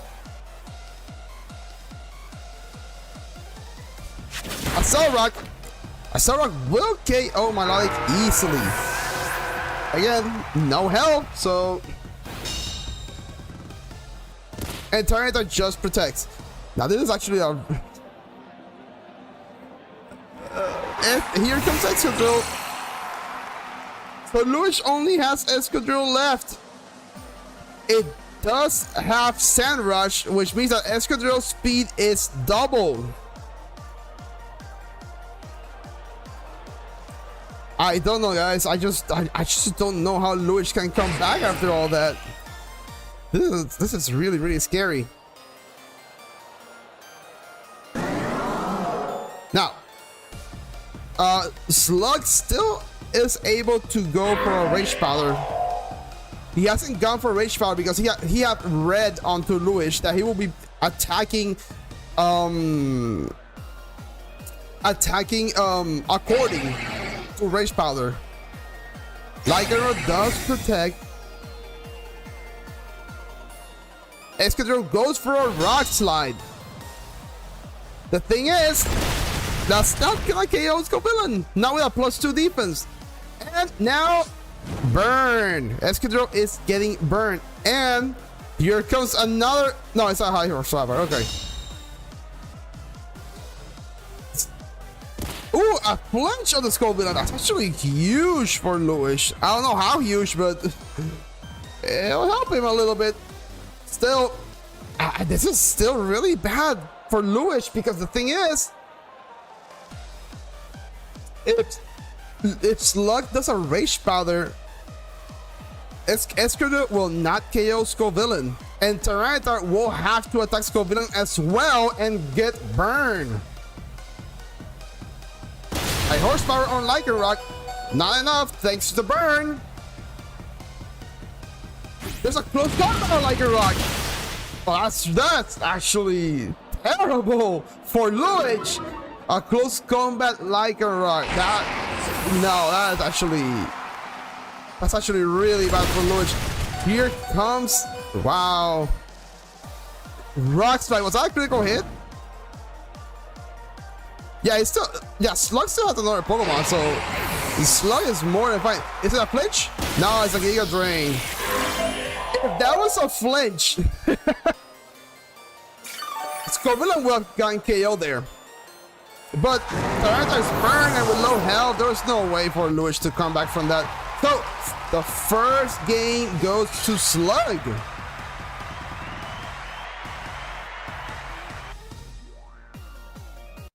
Yeah, and again, Slug still had another Pokemon in the back, so I don't know, man. I don't know how Luich was supposed to come back from that. He just wasn't. He wasn't gonna bring it back. It's just way too difficult for him. And it's just Scovillain, right? Scovillain is such a nuisance because he's just able to burn your Pokemon with complete ease. Oh, you hit me? You're burned. That's it. No buts. No nothing. You just got burned. So, with Lycanroc having close combat, I don't know how Luich is supposed to win this. He is definitely not out. But I don't know, man. I don't know how he's supposed to win this. I just think Slug has a very good advantage against Luich. Just the pressure of Mega Scovillain. It's so strong against Luich team because Luich team has Staraptor, has Excadrill, has Tyranitar. Those Pokemon are physical attackers, and if they get burned, they just don't really work that well. Incineroar's not gonna do that great. Milotic, we saw how Milotic wasn't able to put on the pressure, right? It just really wasn't able to put on the pressure. Here comes game 2. Let's see what our trainers lead. Slugs bringing out Scovillain and Basculidian once again. And Luich made a switch. He's bringing Sinistcha and Incineroar. Now, he does have Sinistcha. That's a different Pokemon. So, while Basculidian, he has a Ghost type move, but right now it's a very weak Last Respect. Last Respect gets stronger every time one of your Pokemon has fainted. And right now, Slug's Pokemon are all healthy. So Last Respect is not gonna do a lot of damage, but he got intimidated. So Luich could potentially do Rage Powders to take the Wave Crash or Last Respect and possibly get some damage onto Scovillain. Here comes Scovillain. It's not wasting time to Mega Evolve into Mega Scovillain. So what is our trainer going to do? Overheat. That just will not be able to take the. Yeah, and I'm pretty sure Luich was hoping he would miss. Wave Crash. Still a lot of damage, even if he got intimidated. But what do we see here from Incineroar? It's a Throat Chop. Basculidian still hanging on. And Basculidian said, hold up. Wait a minute. Let me eat my berry. Now, with that first turn, that's actually really bad. Another Intimidate on the Basculidian. Scovillain is perfectly healthy. So, I don't know, guys. I just don't know how Lewis is supposed to win this anymore. It's just turn 2. But Lewis is in such a disadvantage. Granted, oh, there's a switch actually into Lycanroc. That's a good switch. So the only thing is that Scovillain is -2 special attack, but he doesn't need it. He just needs to burn the Staraptor. Staraptor goes for a Tailwind, which is actually a really smart play. Here's another Throat Chop. It's a critical hit. Now, Scovillain only has 54%. I don't know, guys. The thing is, again, Lewis can't get Staraptor burn, which he will. There's not much way around it. The good thing is, Scovillain does not have a +2 defense. Incineroar switched into Tyranitar hits the field. Here comes a Sandstream. Protect coming from Staraptor. Here comes a Rage Powder, but there is no attack from Lewis' side. What will this Lycanroc do? Is it a close combat? It's a Rock Slide. That's gonna do some 20. That's a 25% damage. That's actually not bad. Now these Pokemon are gonna get hit by Sandstorm, Staraptor, and Scovillain. Okay, so Staraptor could KO Scovillain this turn, but the thing is that Lycanroc, it has close combat, so it can hit by super effective ×4 into Tyranitar. Again, close combat on Lycanroc is just giving Lewis a really hard time. The pressure is too much. Does he protect Tyranitar this turn? But if he protects Tyranitar this turn, will Scovillain protect this turn? There is so much to consider in this turn for both trainers. Staraptor is actually the one who switches into Incineroar. Alright, we're dropping Scovillain's and Lycanroc's attack. Now it's becoming the center of attention. Scovillain, I'm very confident that Scovillain did his job by burning Tyranitar, unless there is a close combat coming in. Yeah, there is a close combat on Tyranitar, and even though his attack got dropped, it doesn't matter. It's a ×4 super effective attack. And sadly, Tyranitar is down.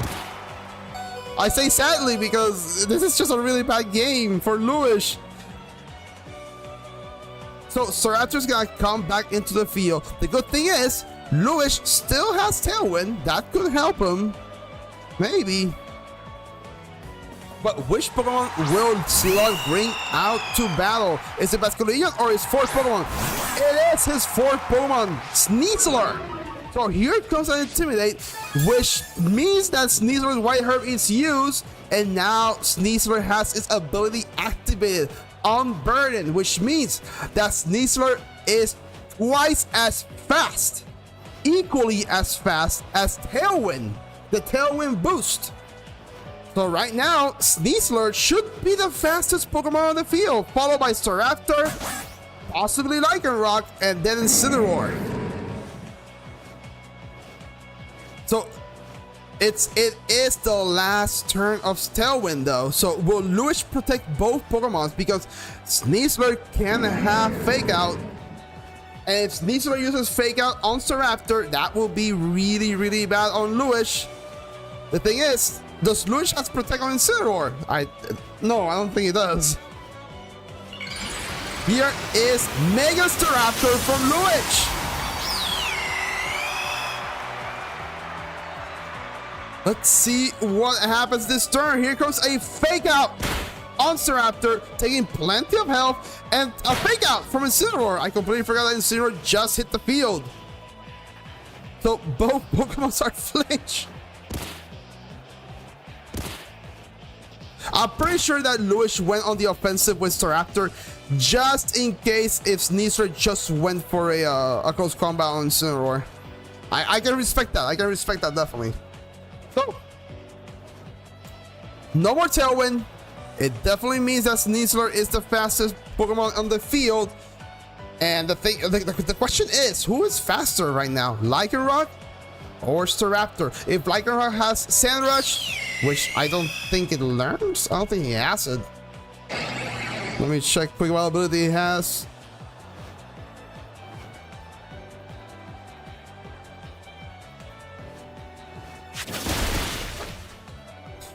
Oh, here goes that Solrock.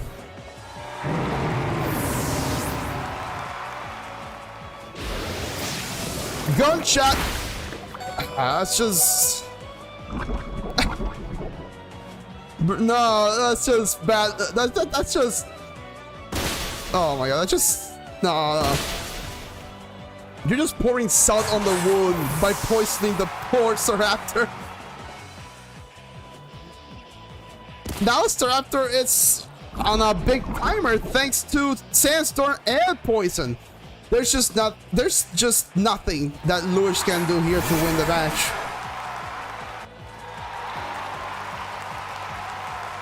Yeah. Let's see. Lycanroc had top plus. And that is game. Oh, I think the lobby closed. Because it was active for too long, maybe. Yeah. Let me I'm pretty sure that the trainers are gonna be like, hey, it closed. Let me put the music here. Yeah, that match was actually pretty ugly for it was pretty ugly for Lewis. Let me I need to recreate the lobby.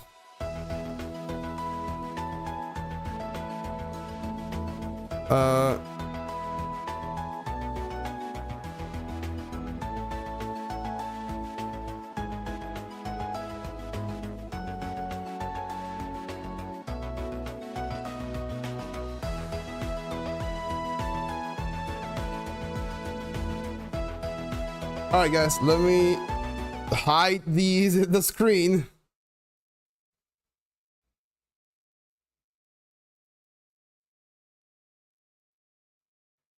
There we go. And hide the code.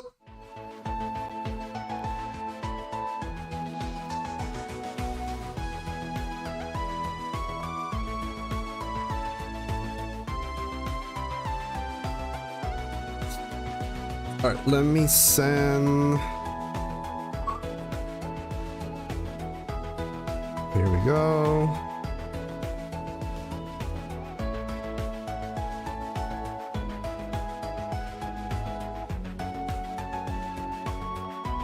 All right, so we should be able to watch Silverwolf and Joey play then. Here is Silverwolf. Hey, Jarek, welcome to the stream, brother.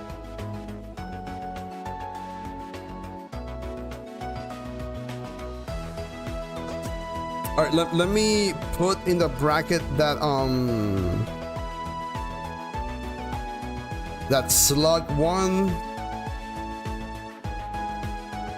So now we just have Joey and Silverwolf. Here we go.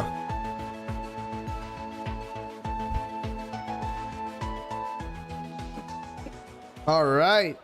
So now it's Silverwolf and Joey.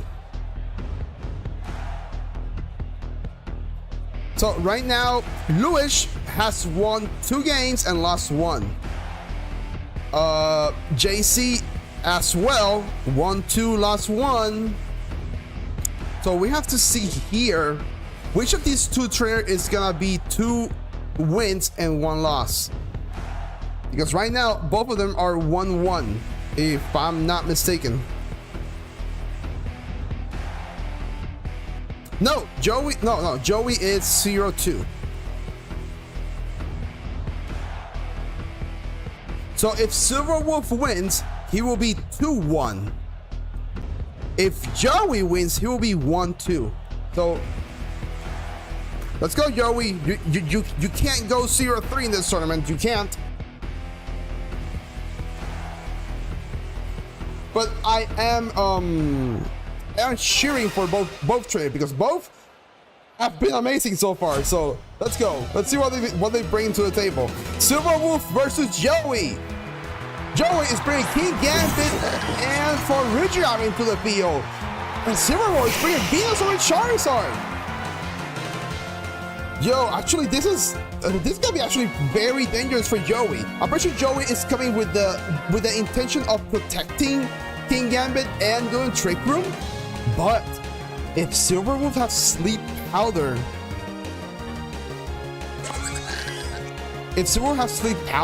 then he could just put Forrigion to sleep.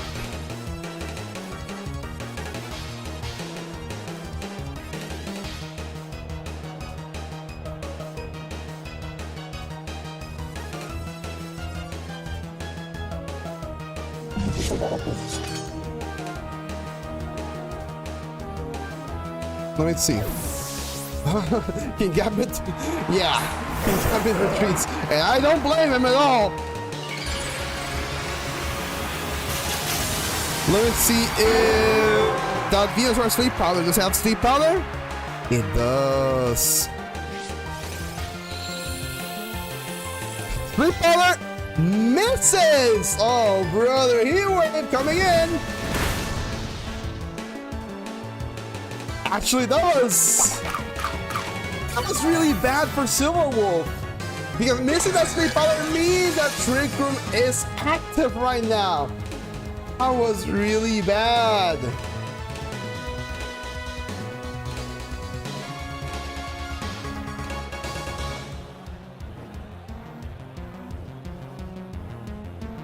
All right.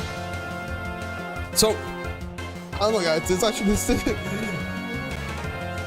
Silverwolf was in a really good position, but missing that Sleep Powder means that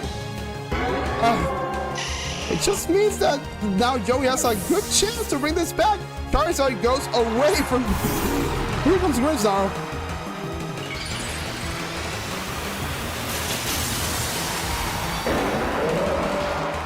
And we got Mega Camera. Oh, I was just writing something tournament-wise. Ancient Power coming from Camera into the Grimmsnarl. Grimmsnarl is able to take it pretty well, but here's a Psychic on Venusaur. That's really good damage. What will Venusaur do? Here's an Earth Power on Mega Camera. That is enough to finish it off. Heat Wave not under the sun and Earth Power will make Mega Camera go down. So there's still plenty of Trick Room turns, and Battlelux comes in, which means that the sun is not active anymore. Now it's snowing. Alright, so right now, Silverwolf could bring Charizard back again on the field to get rid of the snow. But the thing is, Trick Room is still active. And I don't think Charizard just wants to come in when Trick Room is still active. He will be able to possibly take a Blizzard, but maybe not twice. Blizzard could miss under the sun, so Silver will have to make a decision this turn. What will he do? Will he bring Charizard to get rid of the snow? Or will he protect Venusaur and maybe go for a Spirit Break with Grimmsnarl, or maybe even Light Screen? Venusaur protects. Yeah, it's the right call not to bring Charizard into the field right now. Here is Light Screen. That Light Screen will help in the future for Silverwolf. Here's Hyper Voice.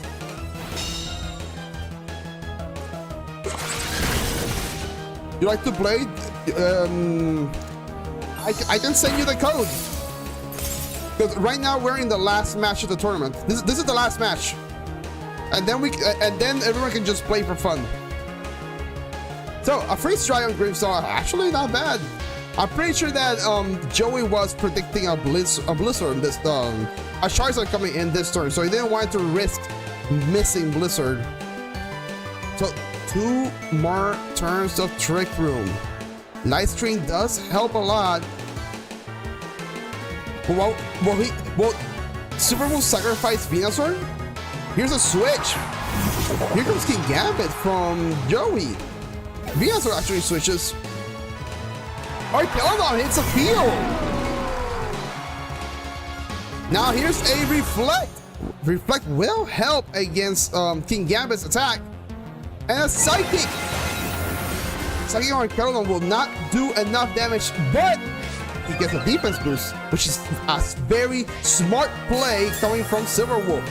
Leftovers coming to heal up Arkeldon. Now, I don't know about you guys, but Silverwolf is bringing it back. Silverwolf is bringing the game back. So right now, Joey has to do something, and that something is switching out for Richard into Vanillux. Now, there's an Iron Head coming from King Gambit to finish off Grimmsnarl. Grimmsnarl very much did the job he needed to do. There wasn't anything else that he really needed to do in this game. Now, Arkeldon goes for a Dragon Pulse, and it hits pretty well. Arkeldon getting more healing. No more Trick Room. So that means that I'm pretty sure we'll see Charizard coming from Silverwolf's side. No, it's Venusaur. Venusaur's coming out. Alright, so Arkeldon has a +1 defense, ladies and gentlemen, and he has Light Screen and Reflect. And if I'm not mistaken, it says 2 out of 5 and 3 out of 5, but if I'm not mistaken, that Grimmsnarl has Light Clay. So that means that the Light Screen and Reflect is not 5 turns, it will be 8 turns. So Joey has to really, he has to make the right calls from now on. That Venusaur is very low health, so he might be tempted to use Sucker Punch on Venusaur. But the thing is, Venusaur also has Sleep Powder, so he could go for a Sleep Powder, but no! Actually, Venusaur is leaving, and here comes Charizard! That Venusaur was just a bait! But King Gambit does not fall for the bait, and he switches. Here comes for Redraft! Ice Shard coming into Charizard! And Flash Cannon is going to finish off that Vanillux. Vanillux going down, which means King Gambit has to come back into the field. Leftovers healing up Arkeldon a lot more. This game actually looks really bad. Now, King Gambit's coming back into the field. The thing is, for Silverwolves, the only thing Silverwolf has to do is get rid of King Gambit. That's it. He doesn't have to do anything else. Because then, Redraft will not be able to KO Arkeldon. It has Psychic and Hyper Voice, which Arkeldon receives both attacks. So, the only thing that Joey has at his disposal is that King Gambit, which goes for a Sucker Punch. But it will not be enough for a KO. Here comes Heat Wave, which will KO King Gambit. King Gambit is down. And that means that this game is over. Giant Pulse will finish on that for Redraft, and that means that Silverwolf will take game 1. Great game from both trainers, but this is not over yet, ladies and gentlemen. We're going for game number 2. This is a best of 3, so they still have to continue battling until who wins 2 games first. Alright, so that's like really great. Those Pokemon are actually really cool, right? And we can see a Mega Camera up in the tournament. That's actually really fun. Zoe, what do you have to say, Zoe? My kitty's just here laying down next to me. She's meowing. Alright, so Joey started strong in game 1. He actually started very strong, being able to get Trick Room. But Silverwolf was just smart enough to say, hold up, you might have Trick Room, but I'm still stealing the game from you. And he did. Silverwolf was actually able to get the game. So Joey he needs to do something, because Arcaludon is a really bad matchup for him right now. If he's not able to conserve the Pokemons to be able to KO Arcaludon in the long run, Arcaludon might be trouble again for him. I'm running a Mega Blastoise Raichu Y team. I've seen those. Yeah, I've seen those. It actually looks really interesting. Mega Raichu and Blastoise look really, really cool.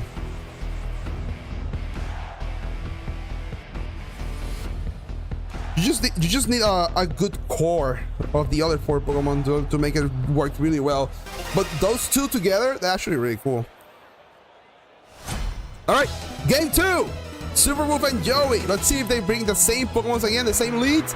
Joey bringing Blastoise! Big man Blastoise again? Venusaur and Charizard again. So, that Blastoise has Fake Out. It has Water Pulse, Fake Out, Dark Pulse, and Aura Sphere. That's what the Blastoise has. Now, it doesn't have Protect.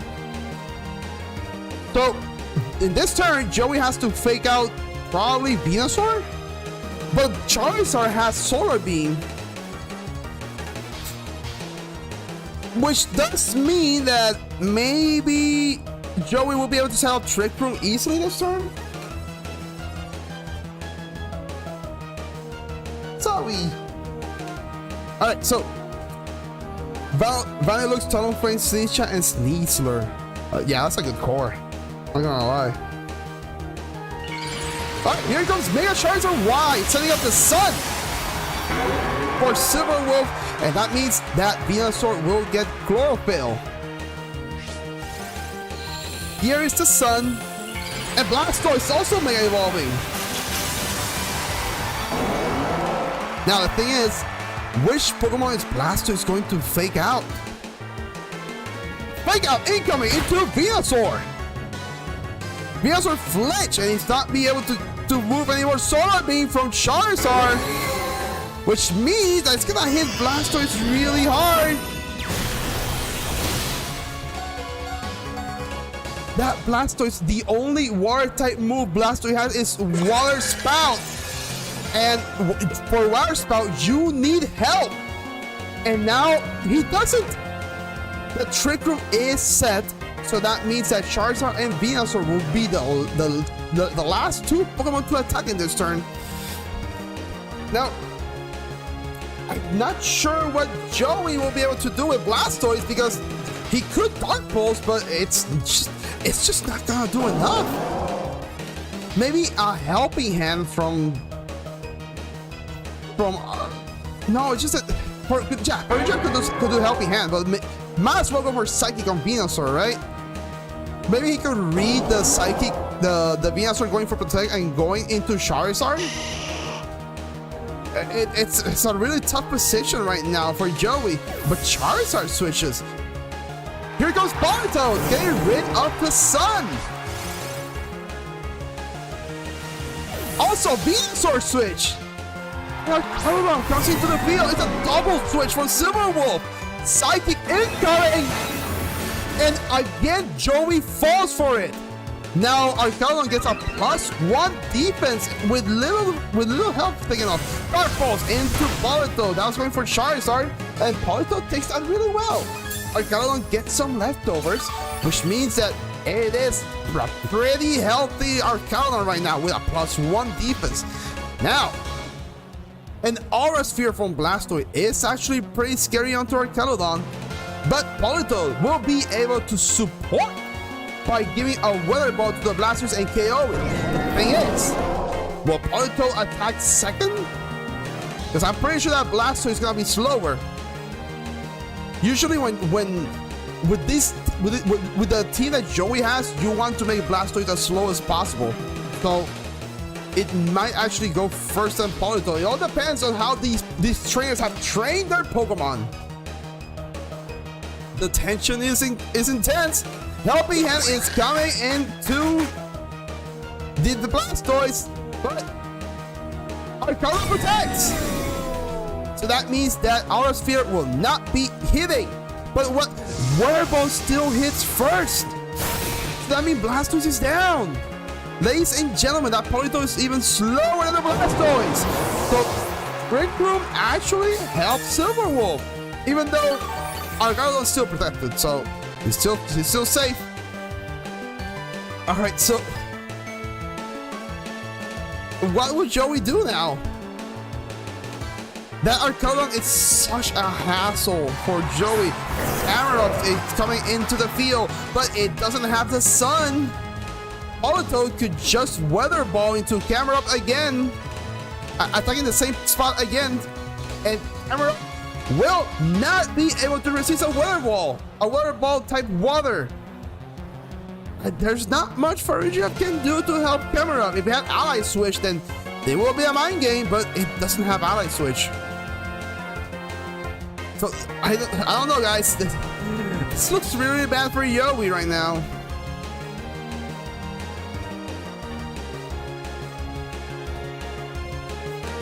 Here comes a helping hand. Earth Power could hit Arcodon really hard. Here he goes. Yeah, that's definitely a KO. Arcodon goes down, but again, Weather Ball incoming. And that's just... there's nothing Camerupt could have done there.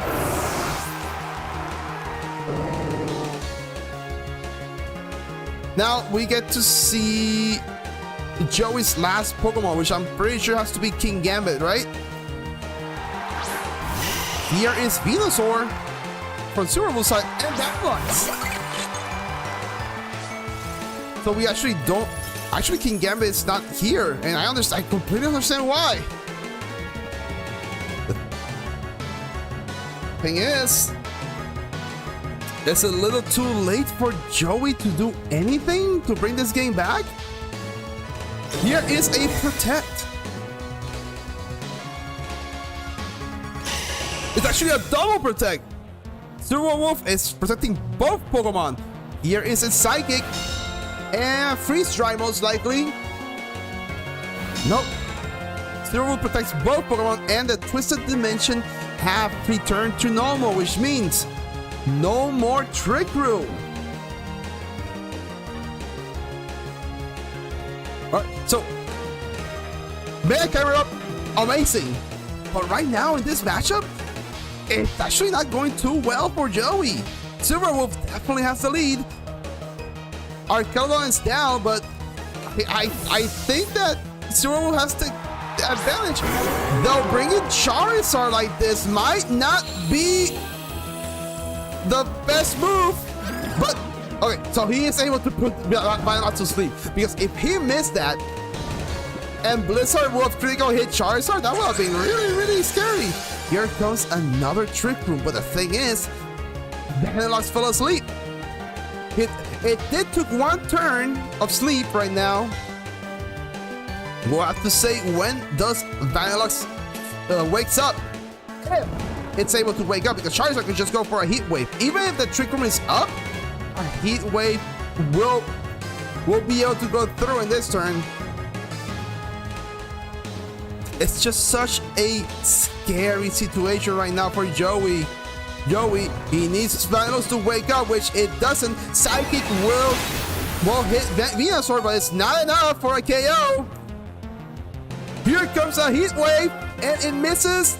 It misses for a giraffe. That's not what Joey wants to see. And Vanillux goes down, ladies and gentlemen. That's the one thing that Joey did not want to see. And injured to his... oh my god, no. He just put the poor Farigiraf to sleep.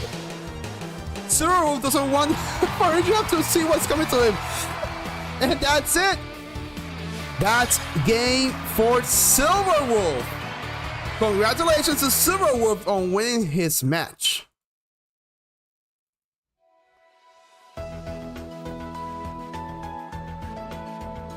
Ladies and gentlemen, that is the friendly tournament done.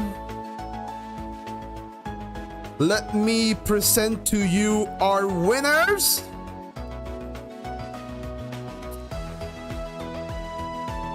Let me present to you guys our winners. Oh no, this is not what I want. Hold on, hold on. Hold on. Oh, Jesus Christ.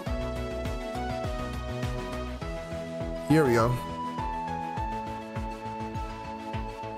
So, I will be showing right now. Here are the winners. So, the winner is Slug. Slug got first place, followed by Lewis second, and Silverwolf got third place. These are the records of our players. Slug, Lewis, and Silverwolf tied. This is the bad thing about a 4-player tournaments. That three of them can end up tying.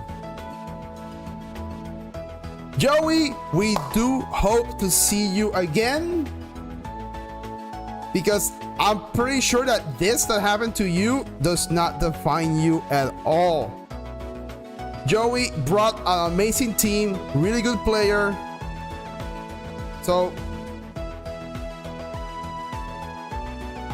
everyone played amazing. All right, guys. So since you guys were here watching the stream, which player was your favorite? Which team was your favorite? What was your favorite moment? What was the most clutch thing for you? Because for me, as a commentator, everything was amazing in this tournament. Everything was amazing. Man, that was such an intense team. Let me write to the players that who won.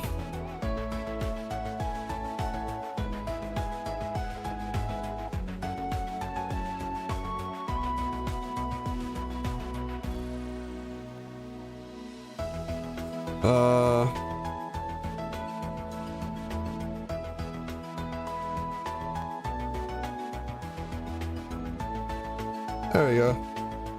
Yeah, honestly, everyone played well. I can't really say. No, the thing is that they all played really well. Like, they all did. They all played amazing. They were very great games. Slugsy was your favorite, Sly Fox? Yeah, it's actually a very offensive team, right? And like, he was leading Basque Legion and Scovillain, right? Scovillain is such a threat. Because if you have lots of Pokemon that are physical attackers, getting burned really sucks. And even if you're not a physical attacker, burn chipping you down, it's really, really bad. So if you guys want to join in the lobby, here is the code. You guys can join in, fight. Anyone can fight. Everyone can fight here.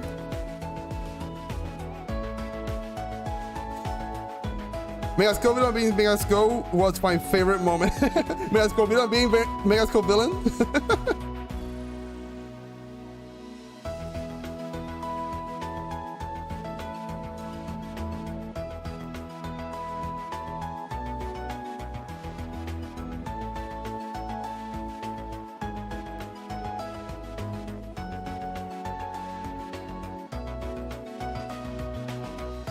All right. So the room ID is there. Anyone can join. I have some people writing that they will join.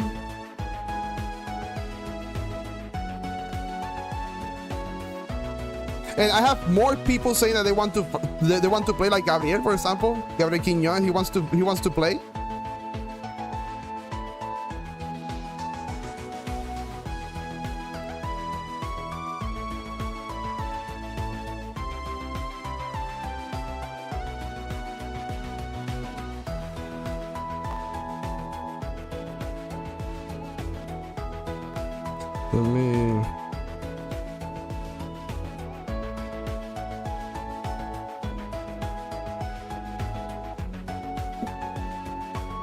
I'm gonna get some water, guys. I'll be right back. Get some water.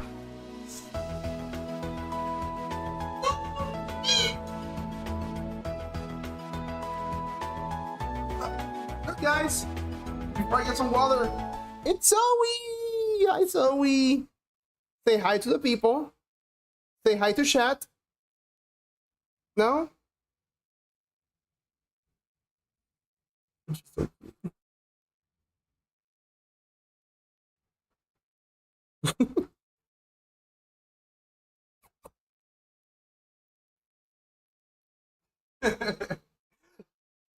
Let me get some water. I'll be right back.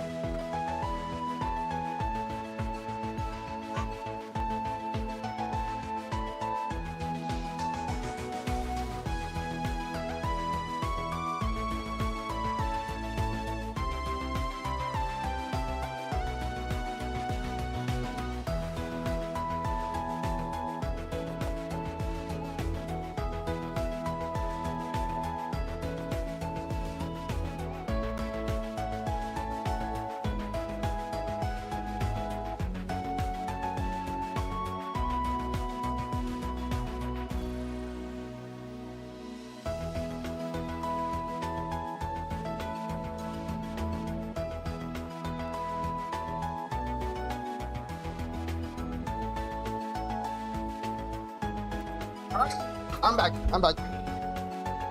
Zoe cuteness. Yeah, Zoe cuteness. Alright, so I will be prioritizing spectating people who did not play in the tournament. So for example, GQ. He will be the star right now.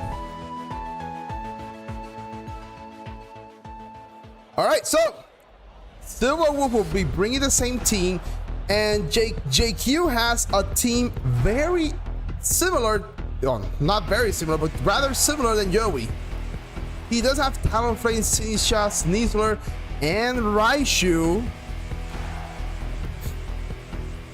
We'll have to see what different techniques will GQ use compared to Joey.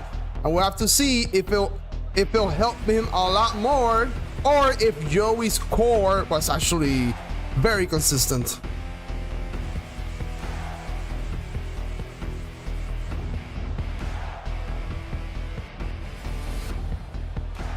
Let me...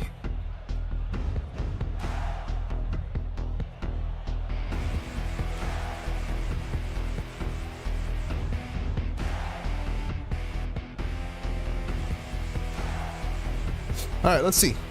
So our trainers are really thinking this through, and I like it. I like it that they think it through. All right, so there's one thing I have to warn you guys about. So JQ, whenever I see him play, he always gets critical hits. Against him, you know, like he always gets hits with critical hits. And I hope that me saying that doesn't jinx him. All right, here goes JQ against Silver Wolf. Let's see what our trainers bring out. Silver Wolf again bringing out Charizard and Venusaur, and JQ is bringing Talonflame and Sneasler. So he is not going for a slow approach.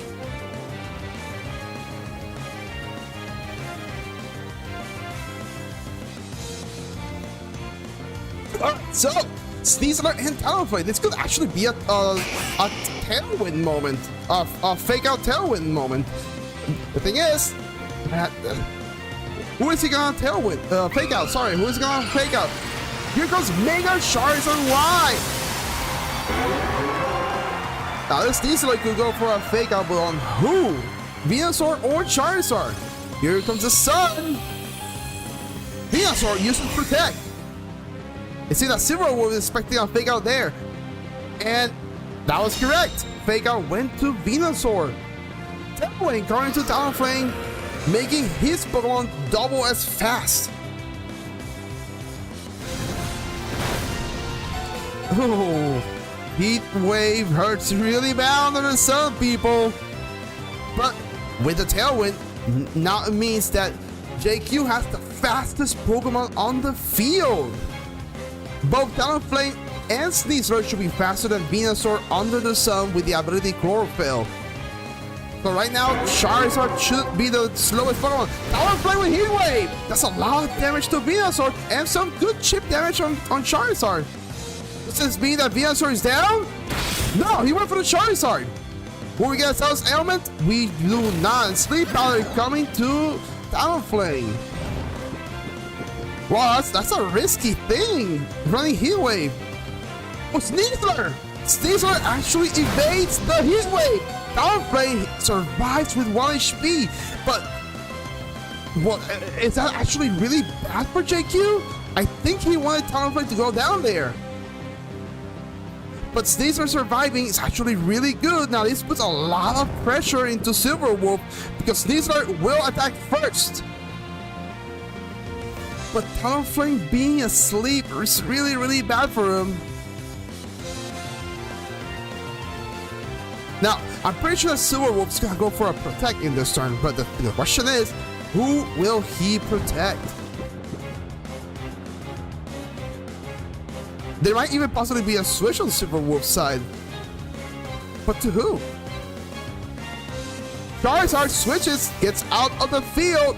Here comes Grimmsnarl, taking its place. Talonflame remains asleep, and Dire Claw onto the Venusaur. What a nice call from JQ. Venusaur is down. Now, this means that maybe Talonflame will be able to wake up next turn. I don't think it's a maybe. I think it's actually 100% guaranteed because it's the third turn. Charizard comes back. Now, right now, there's only 1 turn of Tailwind for JQ. So right now, JQ might be tempted to Direct Call Charizard, but if the Charizard protects, Grimmsnarl will be able to Spirit Break either Pokemon, taking them down. Talonflame is still asleep, and Direct Claw into Grimmsnarl almost KOs in just 1 hit. Heat Wave from Charizard means that he will KO both Pokemon. Talonflame and Sneasler are down. Now, to be completely fair, I'm pretty sure JQ was expecting Charizard to protect, which I thought he was going to as well. Alright, my prediction was protect Charizard and Spirit Break the Talonflame. And here comes Big Man Blastoise with Raichu. Now, I'm very sure this... the Blastoise named Big Man. Oh my god, that's hilarious. I'm pretty sure this Raichu must have Fake Out. Now, which Pokemon will JQ decide to Mega Evolve? I'm pretty sure he must have the Mega Stone on both Pokemon. Or maybe he might not have it on Mega Raichu. Here comes... No, he does have Mega Raichu. He said it earlier. Here comes Mega Blastoise. Will he come for a Fake Out? I'm pretty sure that Charizard will be protecting. Charizard does protect. Which means that Grimmsnarl might set up some screen. Yeah, there he goes. There is a light screen coming from Grimmsnarl. What will Blastoise do? Blastoise does Aura Sphere. That should do good damage. Way more than enough good damage. Grimmsnarl is down. Now, there is no more Sun, and Silverwolf will not be able to switch out Charizard. Our Caledon hits the field. Now, all that Raichu has to do, Raichu has to KO that Charizard. And Blastoise, he has to Aura Sphere the Arcaladon. So JQ is in a really nice position right now. The only thing that can screw him up is if Raichu misses. And me saying that will jinx it. Okay, so there is still a light screen coming. Oh, there's a Thunderbolt!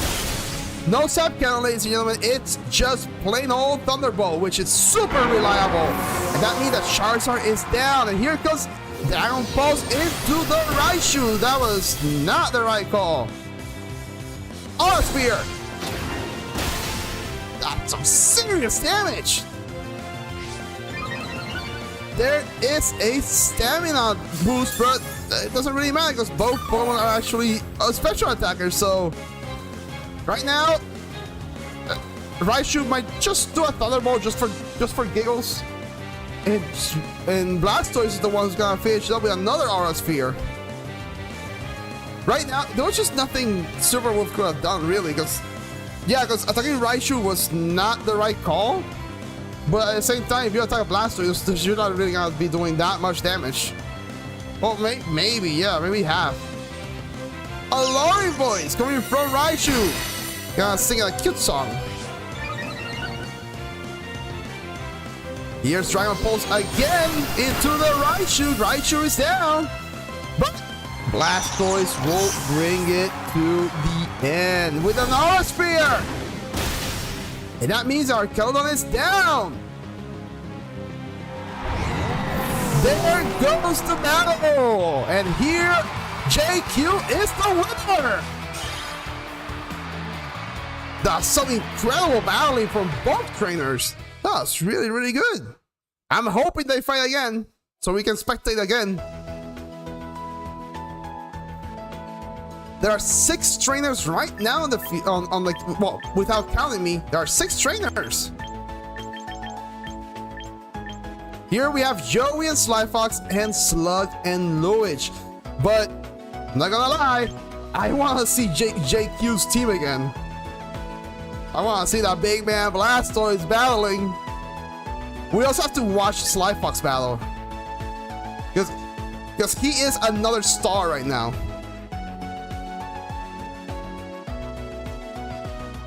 And maybe later, I might even join the fray and fight. All right, here we go.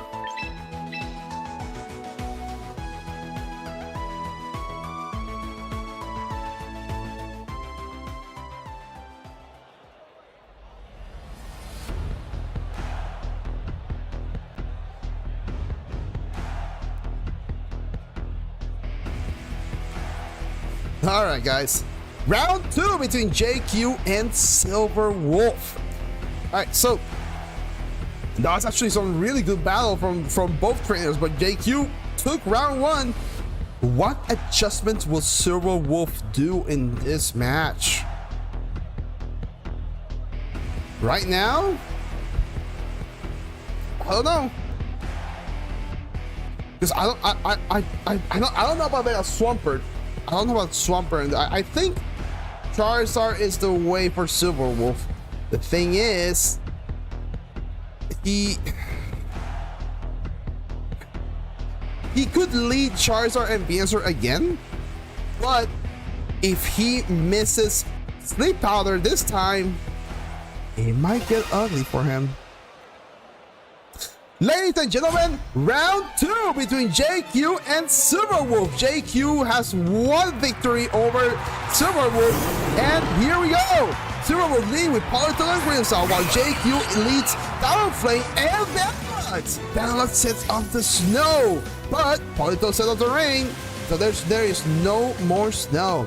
So if JQ has a Vanillite very close like Joey has, this Vanillite might also have Freeze Dry, and if it has Freeze Dry, then Politoed might be in danger. It's not gonna get KO'd by 1 hit, but it will still be a lot of damage. Now let's see what our trainers are gonna do. Because Talonflame, I don't think Talonflame wants a Weather Ball from Politoed, so I do not think that setting up Tailwind right now is the best thing he can do. Besides, Grimmsnarl will most likely set up a Light Screen right now. Here is Tailwind. Here comes a Light Screen coming from Grimmsnarl as predicted. That's the best play he can do right now. Here is Freeze Dry. That doesn't even do half, so it's a 3-hit KO. Weather Ball incoming into Talonflame. Does it have Focus Edge? It does, so he hands on. So Talonflame holds on to his Focus Edge. That Focus Edge came in really well for him. Now, we saw that Talonflame actually has Heat Wave. So right now, using Heat Wave is not a good idea. The rain will lower the damage from any Fire type move, And Light Screen will also lower it as well. So Heat Wave is a no-go. The thing is, what will JQ do in this position then?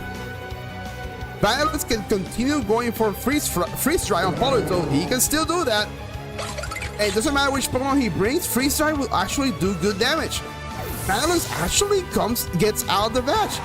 And here comes the City Shot. Starbucks the City Shot. Which means that Talonflame will get a little bit of health. Here comes a Party Shot into City Shot.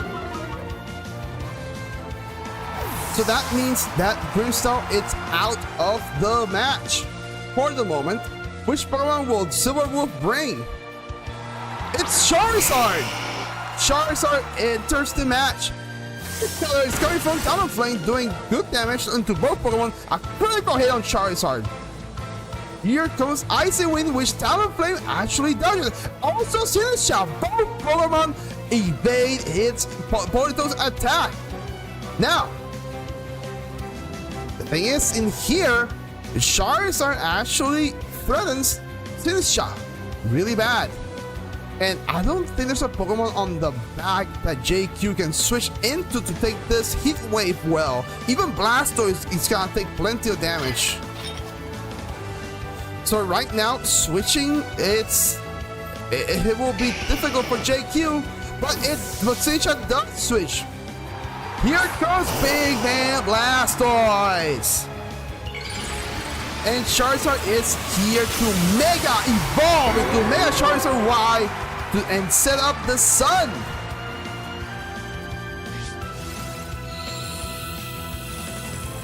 Politoed goes for a helping hand. They're really good friends, and Charizard accepts the help. With Talonflame goes for an Air Cutter. Some damage, and Politoed eats the Citrus Berry. Here comes the Heat Wave. It hits both Pokemon.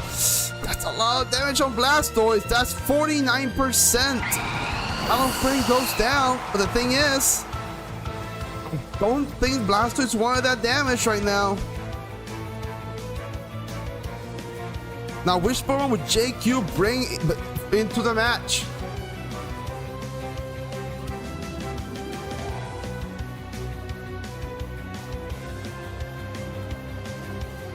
They're taking his time to select the next Pokemon.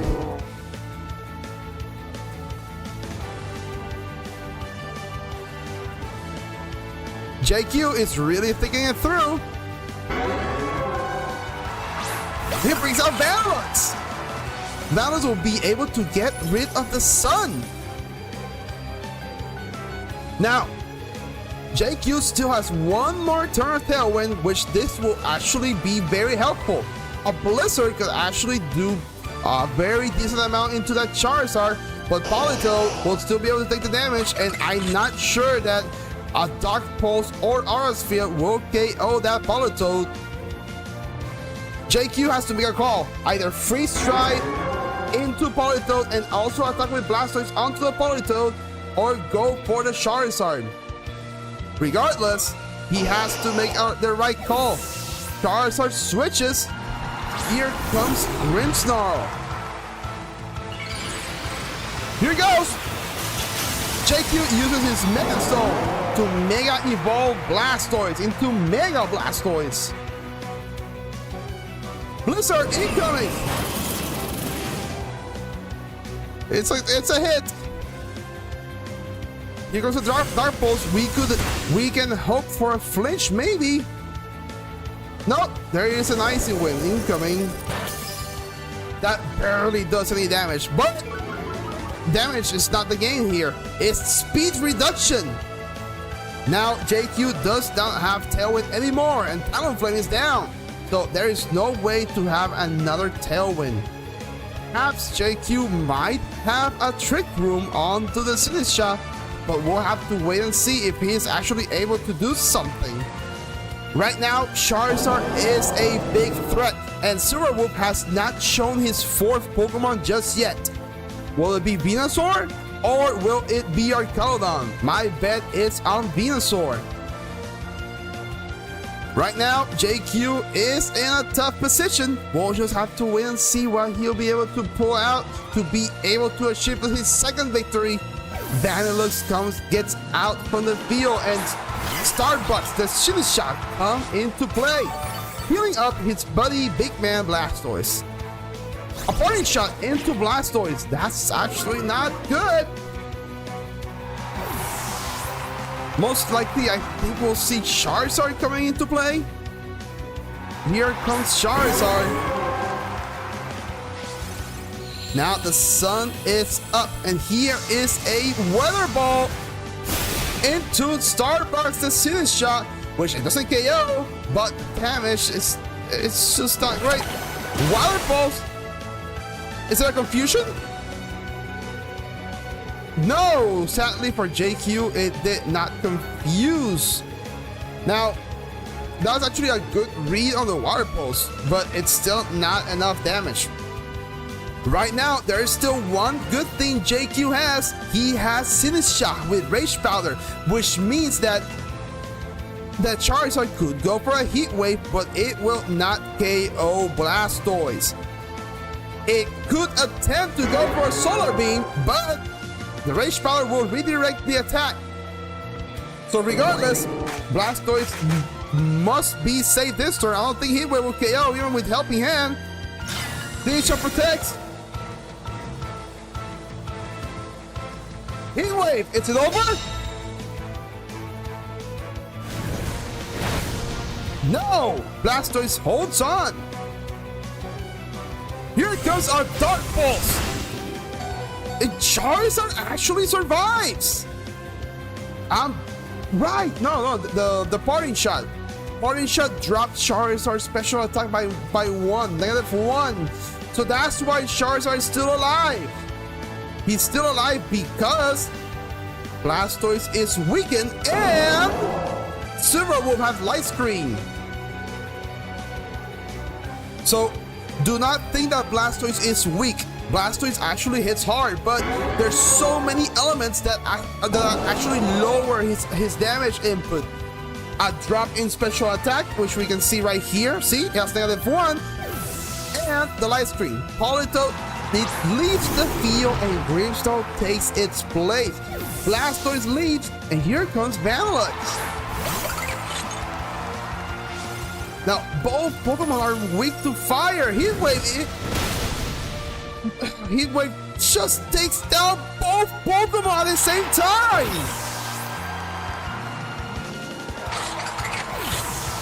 This does not look good, ladies and gentlemen.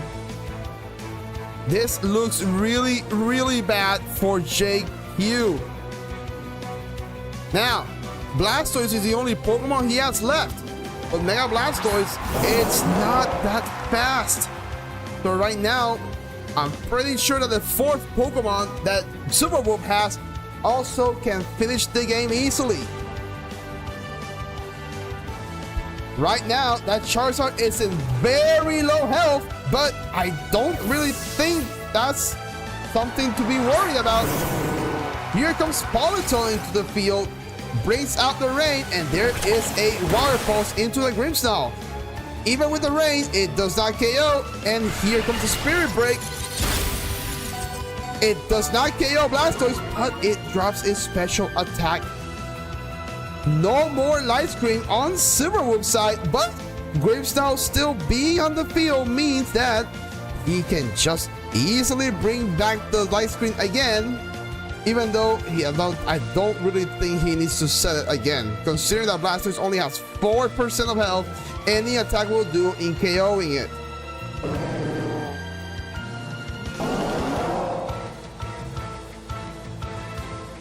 Here comes another Water Pulse. Now Grimmsnarl is down. But Polito will be able to finish up this match with a Water Ball. And Blastoise is down. There's no way of going back to that. And Silverwolf is our winner in game 2. Right now, the game is 1-1 So which trainer will take the absolute win on game number 3?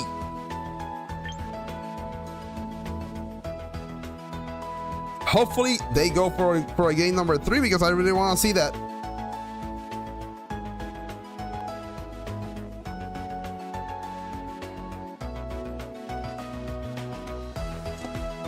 Whew. I don't know, ladies and gentlemen, that was a very tough match. It was really bad because the thing is, it's just that Silver Wolf was able to manage that really, really well. While JQ managed game 1 really well, now it was Silver Wolf who managed it well, really well. So right now, game 3, they both know their strategies. One thing that will settle this match, I think, will be the lead. Which Pokemon they start with. I think that will decide a lot of this match. I'm not gonna lie, game 1, Sneasler Downflame was actually pretty good. It brought Fake Out, Tailwind, and it brought a lot of offense into the mix.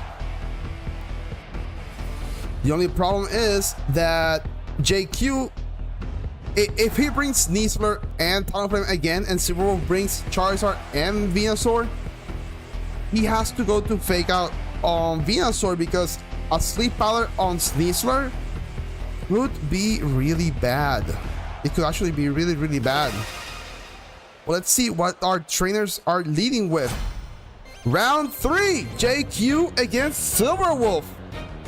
This is neck and neck.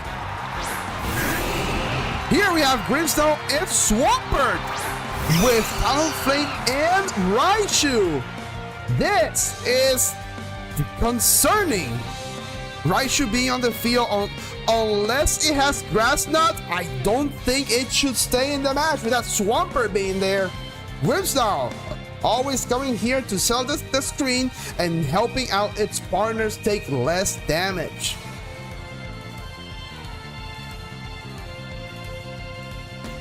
Now, the question is, will we be seeing a Mega Swampert in Game 3?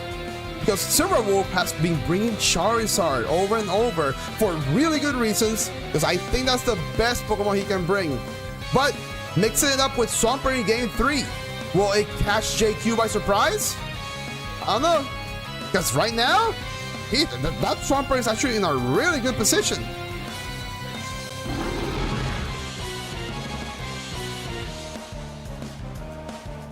Swampert goes for a Protect. Fake Out into the Grimmsnarl. That will delay one turn of the screens. Grimmsnarl flinch and it cannot move. Right now, Swampert is still a major threat into GQ's side.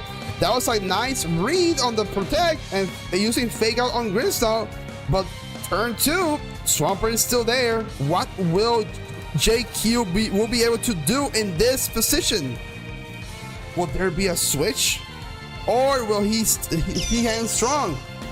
Raichu is the Pokemon that switches. Here comes Vandalize. A Freeze Dry into Swampert actually threatened a lot of damage, but Swampert switches out in the same turn and our Charmander comes out. Here is Light Screen. Hit Wave from Talonflame. Will he get a burn? There is no burn. Right now, this is not the worst position, but Light Screen really helps Silver Wolf a lot because right now JQ could just go for Heat Wave and Blizzard. But I am very, very sure that the 4th Pokemon in Silver Wolf is Politoed. And it won't surprise me if Grimmsnarl switches and Politoed comes in for an Electro Shot. So I kind of think it goes for an extra shot.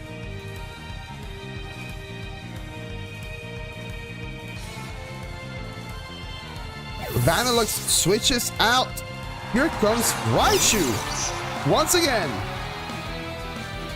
Body shot coming from Grimmsnarl. That drops Raichu's special attack, and it means that it switches out. And here will be coming Politoed, I'm very sure. Yeah, here comes Politoed. Now Politoed brings to rain, and here comes Hit Wave from Talonflame. It misses the Politoed, but it does hit the Arcanum. But now, here comes an Electro Shot, but it will not work. Oh no, wow. Silverwolf actually read the Raichu coming in. Or maybe he just wanted to hit Vanilluxe. Who knows? We will not know. But right now, Arcanum cannot do Electro Shot because Raichu will absorb any Electro type move because of his ability and get a +1 special attack. So Electro Shot is not a good answer right now. Raichu makes his exit. Vanilluxe comes into the field.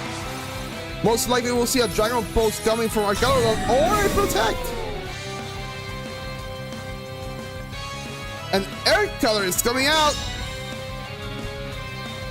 Now this will do decent damage onto the bullet. Well, no, it's not even decent.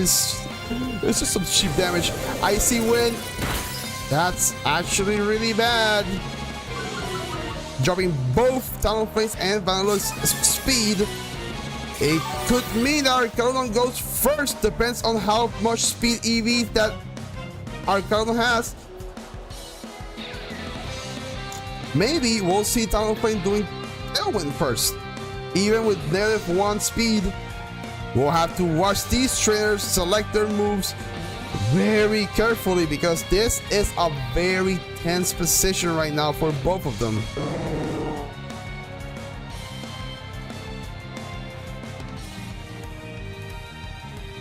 Right now, I think Silverwolf has the advantage, and Vanilluxe switches into Sneasler. Politoed goes out as well. There's another switch into Grimmsnarl. Heat Wave from Talonflame. Now, right now, JQ has a problem, and that is that. Oh, that's a lot of damage. And that is that it's giving Arcanum a lot of defense boost right now. It has +3. So a close combat for Sneasler, I don't think it will KO anymore. Especially if Grimmsnarl goes for a Reflect.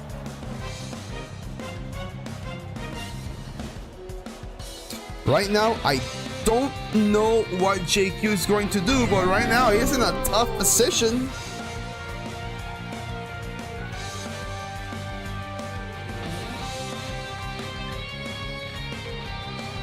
Now, JQ really has to think it through because Arcanum is a huge threat.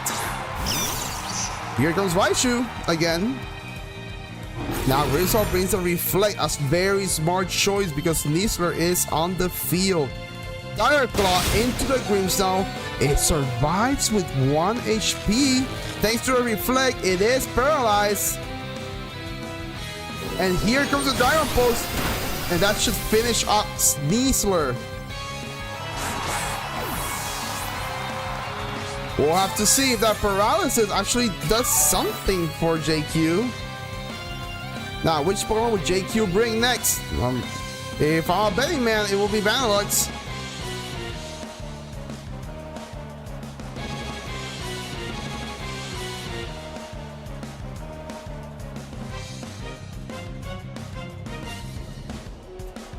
Let's see. He's thinking about it. Yeah, it is Vanilluxe.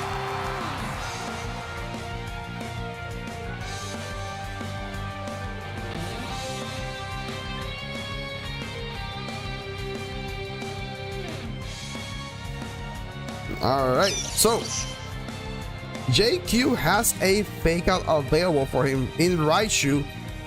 Thing is, Arcanum could just easily protect this turn.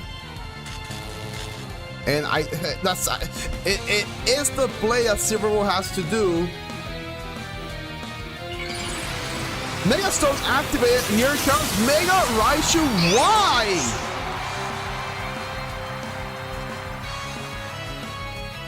Whew. Yeah, here comes the potential for a Caledon. Here's a parting shot into Raichu. Now, if Raichu attacked to Grimmsnarl, here's Politoed. Wait, hold on. No, he actually went on the Caledon Thunderbolt. Sheer Cold. Wow. Did not expect that. But if he would have Thunderbolt on the Politoed side, that would have been actually pretty good.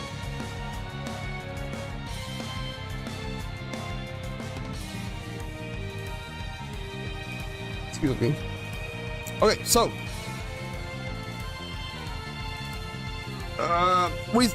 so Sheer Cold on Caledon, I think, yeah, that could help GQ a lot, but the amount of the fact that Swampert is still in play. Here comes Talonflame. Sheer Cold misses. It's only a 30% move.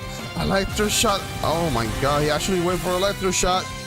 Raichu doesn't have the ability anymore, Volt Absorb. So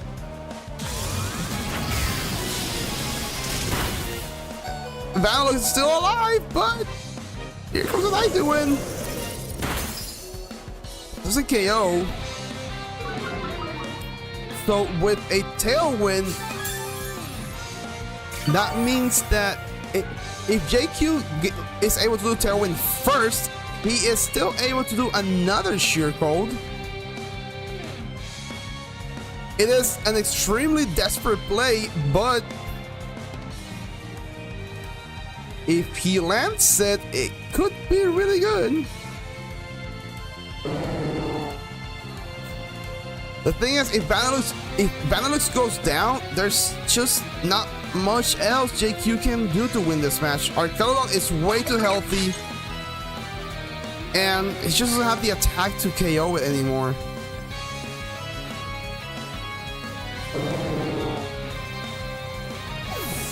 There's actually a switch on Vanillux, and here comes Raichu back again. Our Caledon uses Protect. Most likely we'll see a Tailwind here. Here's the Tailwind. Now, what will Politoed do? Wet Ball, obviously, but... Oh, it's actually Icy Wind. No, it's actually really smart. No, that's actually really smart. Icy Wind as well, yeah. I thought he was gonna, I just thought he was gonna go for damage. Just to hit something really hard. It's just that right now, Silverwolf has such an advantage with Swampert on the back, because the only thing that can hit Swampert is a Freeze Drive from Vanillux. And I'm very sure that JQ knows that. So that's why he has Vanillux on the back now, and he brought Raichu.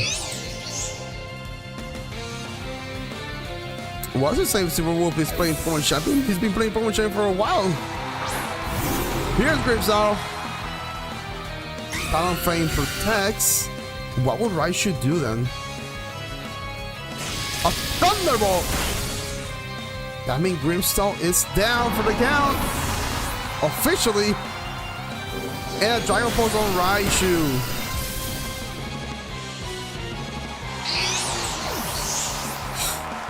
And now I just don't know what else JQ can do.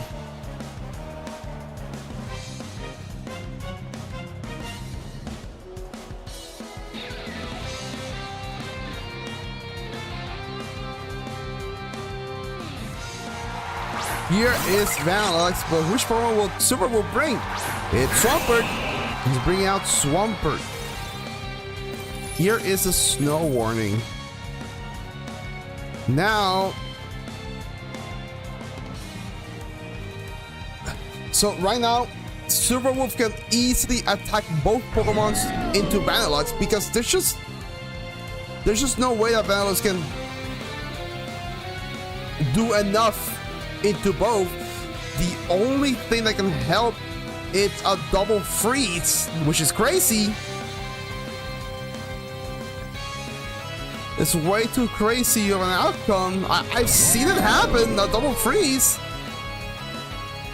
But I don't think that'll be, this will be one of those times.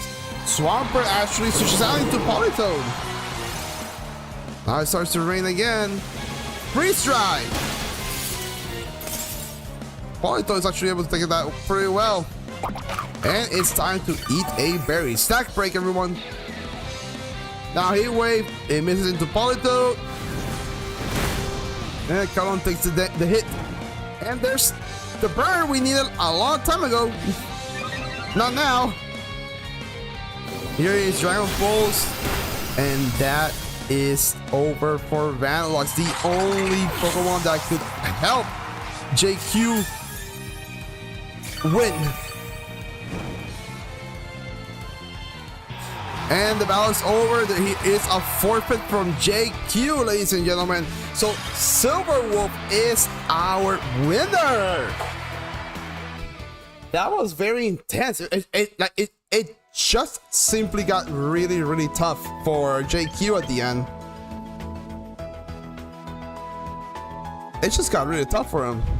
That was a great GG's. Really good game for both our players, from JQ and Silverwolf. They both played really well.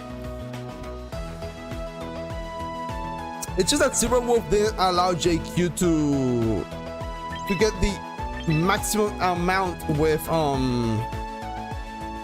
Vanilluxe. That was the thing.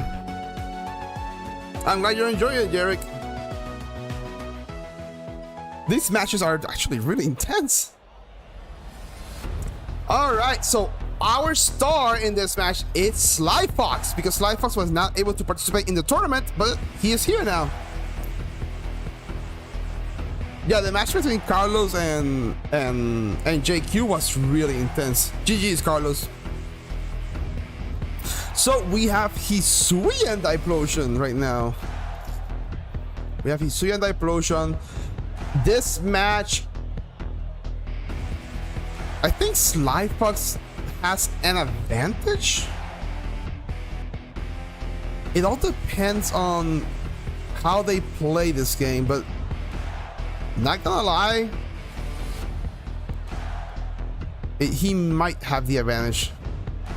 Yeah, GG's to you both, Gabriel y Silverwolf. Pero estuvo increíble el juego. Estuvo muy bueno. Alright, here's Slug and Slyfox. I'm pretty sure it could be game one, because if they both have win streaks, it will be the first match. I have to go. Alright, Gabriel, thank you so much for playing. So we have Hisui and Diplosion with Whimsicott and Sneasler with Lycanroc. Lycanroc is the only bad thing that Slyfox has to deal with, because a Cell Rock on Diplosion is gonna hurt really bad. Gabriel, I love your team. I really like it. I really like what you did with it. And using Vanilluxe, I think that's actually really smart. I actually like it. So right now, if Slyfox has Guard Jump on the back, that will actually be really good for him. Whimsicott could just easily help him set Tailwind. Now Slug can hit Whimsicott with a Direct Claw, and then here's the switch into Charizard. Diplosion uses Protect. Right now, both Pokemon are in danger from Lycanroc, both Charizard and Diplosion.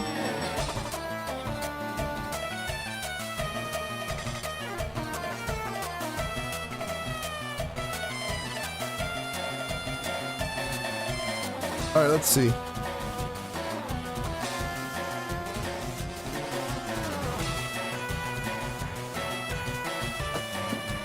All right, guys. I need to I need to, for next tournament, from when I'm spectating again, I need to fix this. I just read Fabian's message, and he's right, because right now I am blocking Charizard's health for you guys. You guys cannot see Charizard's health.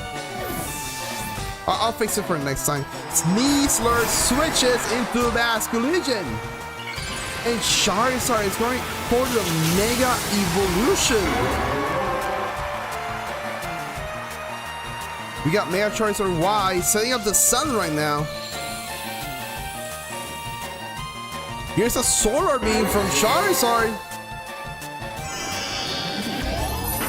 It should be a Lycanroc, but I'm pretty sure it has Focus Sash. Yeah, definitely has Focus Sash. Will this be a Rock Slide from Lycanroc? Oof, it is. Explosion survived, but that's very low health. Charizard goes down as expected because it just times 4 weak. Eruption, it's not gonna do a lot, but it will do enough for Lycanroc because he only has 1% of health. Life Orb into the Explosion, that actually hurts it.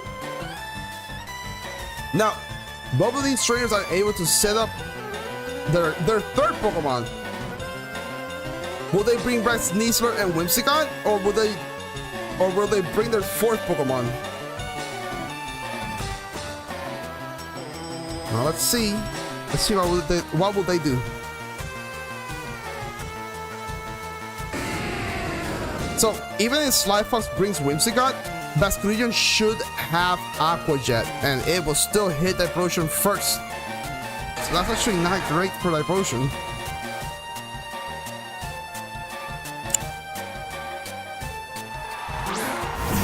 Oh, it's King Gambit! And Frostlass comes into play. Now, if Basculegion goes for a Aqua Jet, Sucker Punch will not hit Basculegion. That's one thing that Slifox has to take into consideration. Basculegion right now is such a threat into Life Potion. An Aqua Jet will end it really, really fast. Here goes a Mega Evolution. Mega Frostlass comes into play.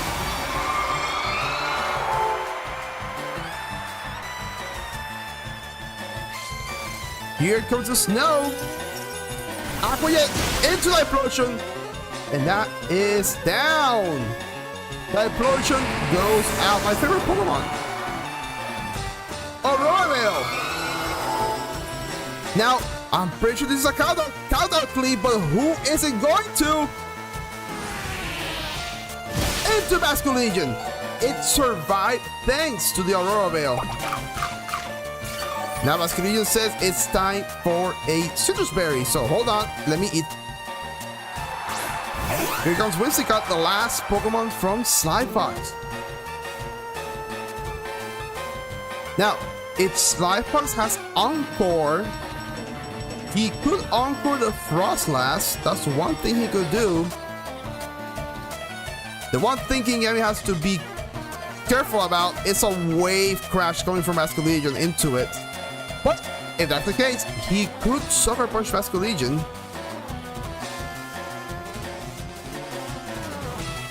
Whimsicott uses Sunny Day. So that means Blizzard doesn't have 100% accuracy, which should still hit both. And Wave Crash won't do as much damage as it's supposed to do. Here's Wave Crash. Yeah, that did little damage. Now, Counter Flip into the Frostlass. Frostlass does not have the snow that gives it a 50% boost in defense, so Counter Flip is more than enough to KO it. Now, there is one big problem for Slifox, and that is Sneasler. A close combat into King Gambit will be more than enough to KO it.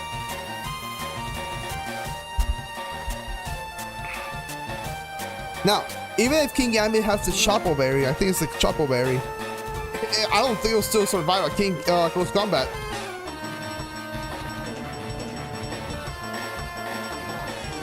Here's Aqua into Whimsicott. Whimsicott now sadly is down. And here's a Sucker Punch. It fell onto the Basque Legion. And here comes close combat. That's a quadruple weakness. There's no way King Eddie gonna survive that. And he is down. This game goes to Slug. And I'll be right back.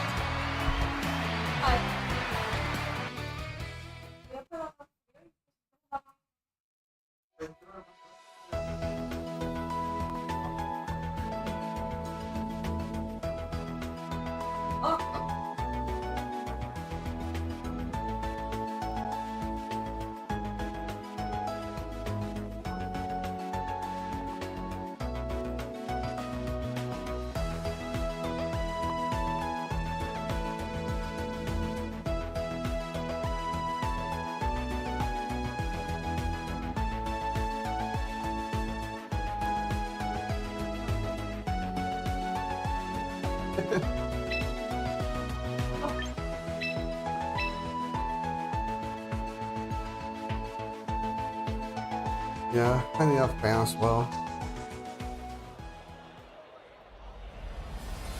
What are you gonna use it for? Draw? Of course. How about Zoe? Why do you do Zoe? Or Leaf? Or both? No, you can do Eevee. You can do Eevee first. Oh, yeah, you do. That's nice. It's Charlie? Alright.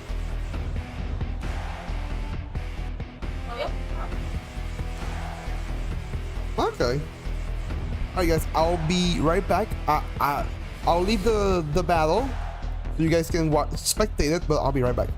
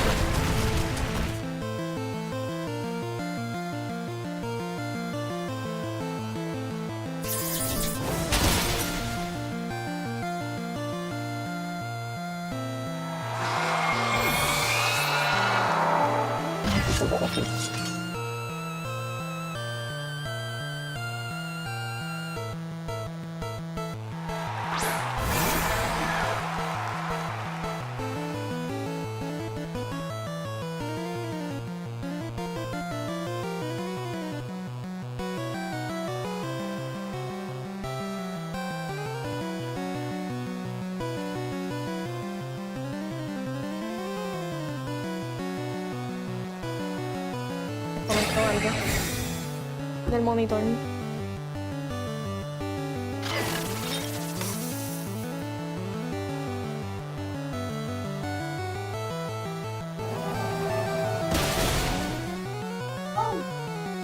Hello everyone, how are you guys doing?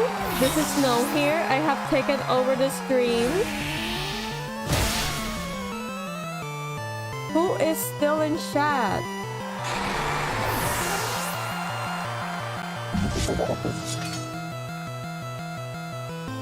I see the Slyfox commented. I'm gonna take a look at the battle to see if I could say something about it. I see that we have a Sneasler, a King Gambit. Hey, Jarek, how are ya? Good to see ya.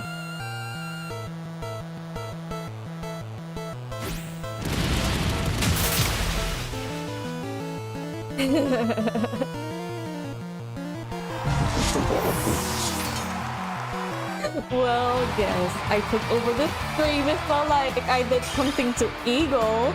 It's not like I locked him up or something.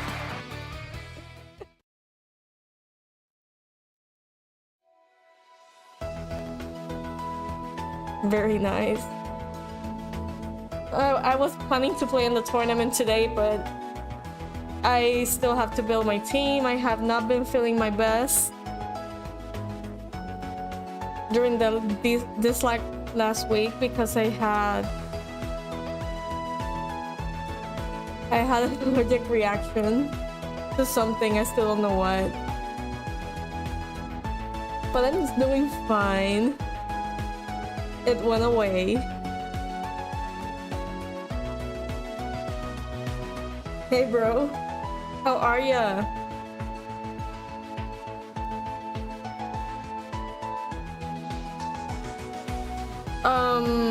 I think I need Eagle's help to see what battle we'll be watching now.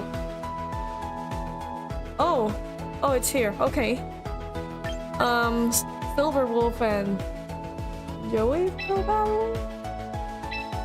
No, wait! It's not this!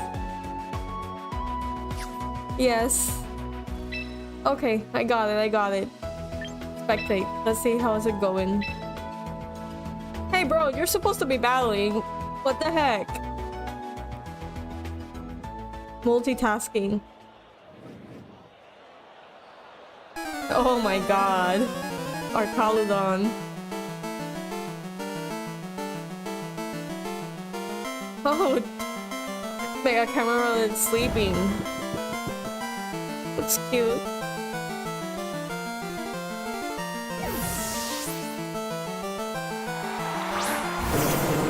Oh no. Started to rain. Okay, flash cannon. There goes the ice cream.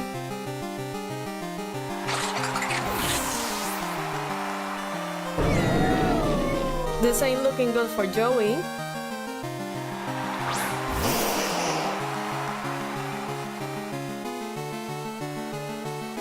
Well, Blastoise can benefit from the rain. Of course, Fake Out. Good call.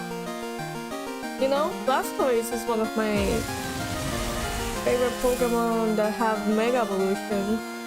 Back in X and Y, I used to use him a lot. And there it goes. Bye, Blastoise.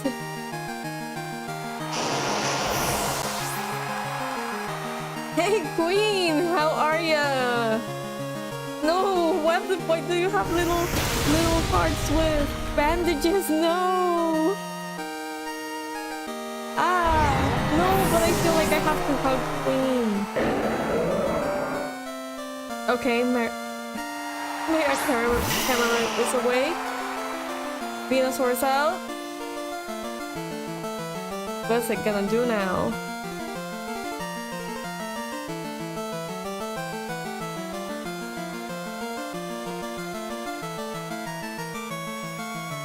Well, there it goes. Almost. Of course, that has to be the correct move. Double down on the mega camera. After some sleepy time. Oh, I miss you too. You know, I've been trying to like slowly getting back into some gaming. But I also have a new hobby. I'm coloring. Doing some cozy book coloring. Okay, this session is over. Who's battling? Hold on. If this session is over, we have nothing to watch. I don't want to play. Okay. What's going on?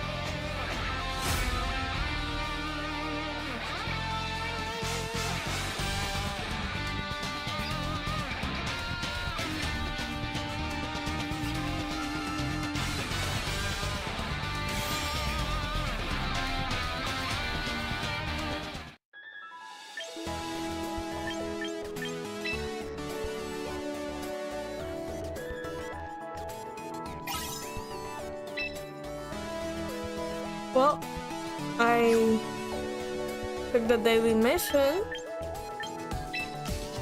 Honey, I think that the session is over.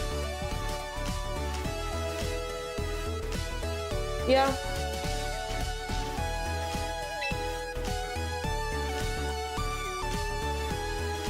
Tomorrow also.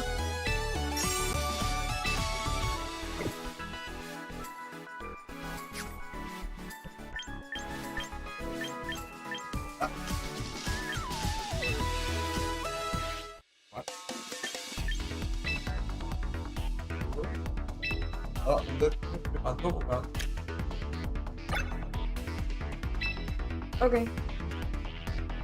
¿Dónde está? Ay, espérate. Ay, mira, me veo. Ya el código está. Ok. Gente, aquí está el código. Espérate. No. Ay, espérate, ¿verdad? Que este no es tu teléfono. Confusión de momento. Problemas técnicos, gente. Espérate. Tengo que poner un código aquí en un chat de WhatsApp.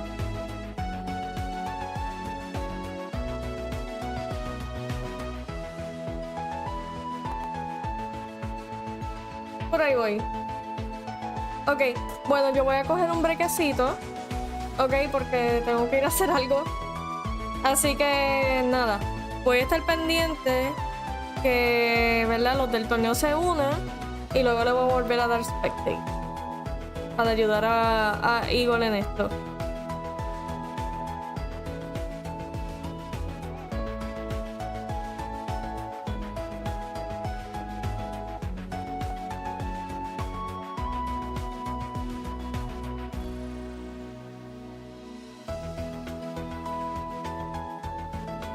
Bueno, gente, vuelvo ya. Oh, sí. Ok.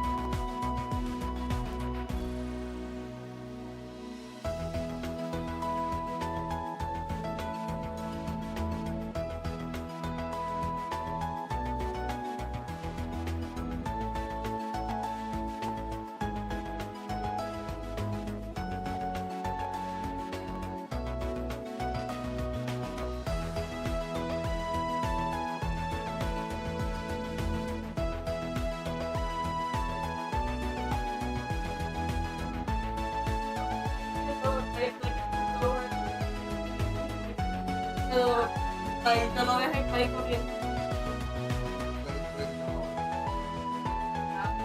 Alright. My phone's dying. Alright, it's time for me to battle. I have been spectating too much. I'm ready. Let's see if we can get a match. I saw Lewis is there.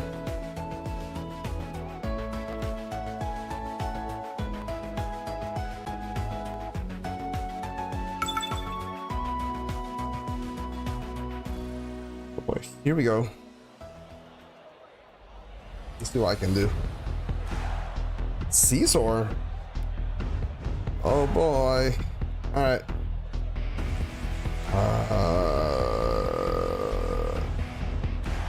Hi sis.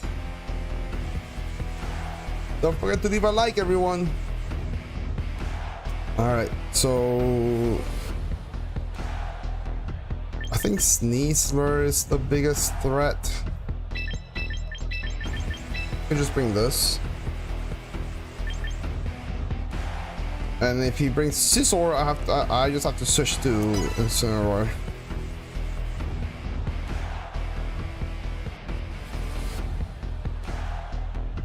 I just have to see what he leads.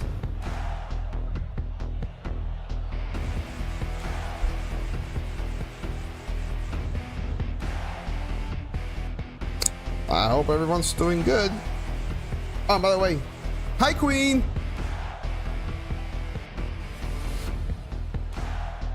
Yeah, I don't think Venusaur is the right call in this match.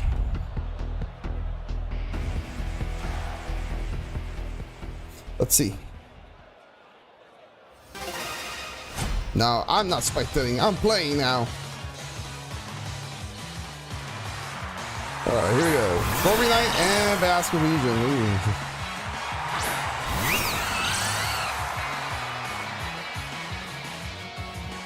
Alright.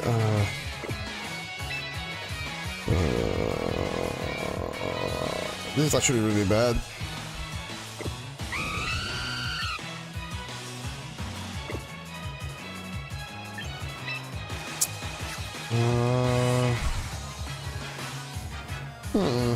This is not a great position, but I'll do this. You know what? Screw it. You're gonna tailwind. Oh, it's just like what you did. Okay.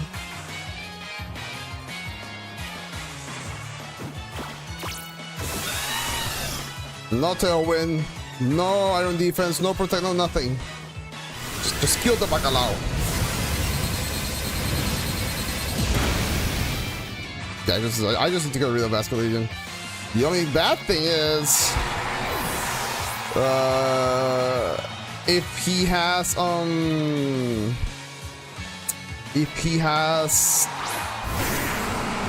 yeah, Tyranitar.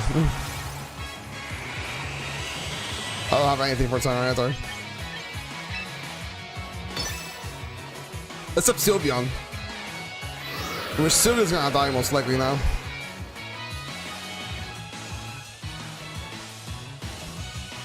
Black Slide.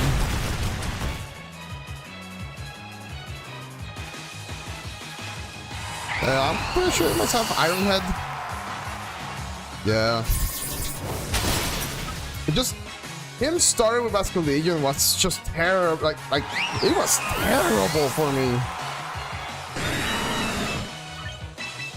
Like it was actually really, really bad for me.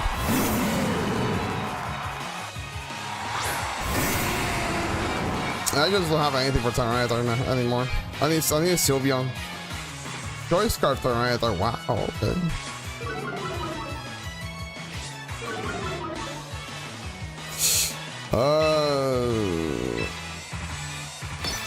And now my special defense is my attack is drop on Incineroar. Not good.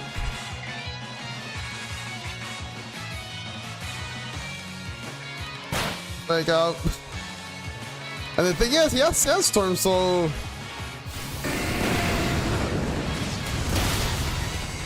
Yeah, I just don't do damage. I lost. I need a EagleKnight on I need the critical hit on Tyranitar, not EagleKnight. Still, it won't have help.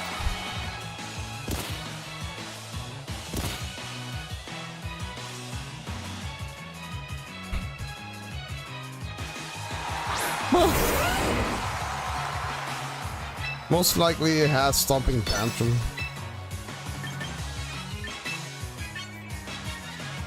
Yeah, there's literally no way for me to win this anymore. It's just that him having Basculino in the lead was so terrible. I had to Hyper Voice. I had to Hyper Beam. I just needed to KO it.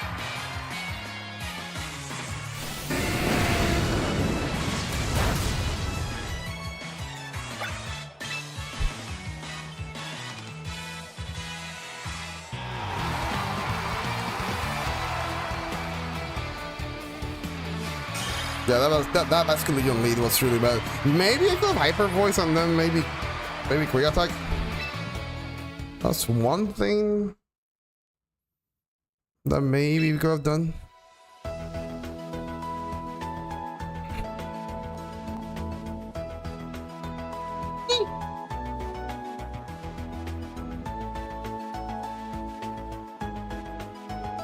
Because when I saw Basculino, I was like, oh no. That's terrible.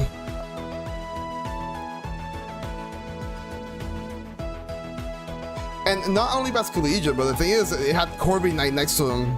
So it was like, yeah, you're countering perfectly my team. My lead, the lead. I said team. It was the lead. He perfectly countered my lead.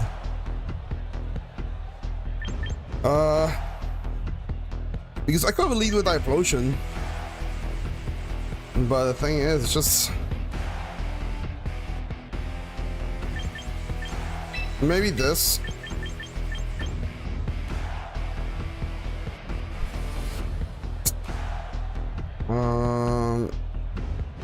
Maybe I don't need Talonflame. Venusaur is fine, maybe for the end game actually.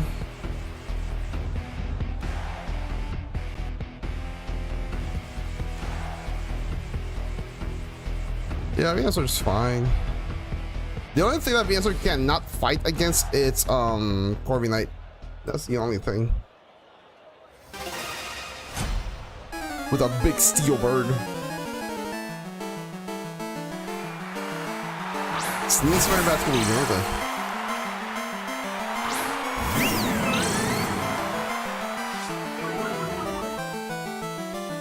okay. Let's do Hyper Voice and Fake Out. They both have drop physical attack, so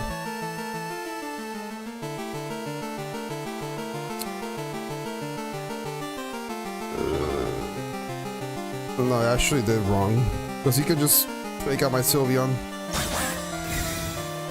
Alright.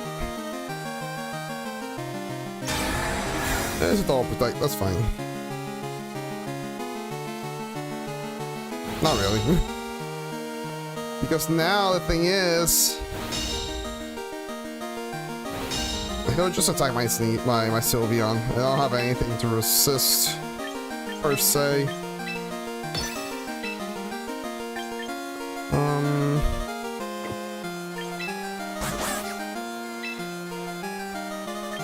I have to go for Basculino.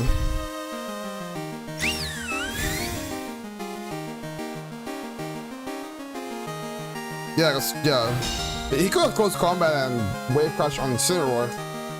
Oh, he doubled up? Oh, wow, okay, that's... wow.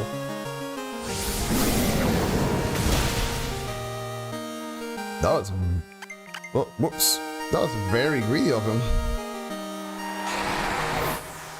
What the... here's Tyranitar. The thing is, the Sneasler is still there.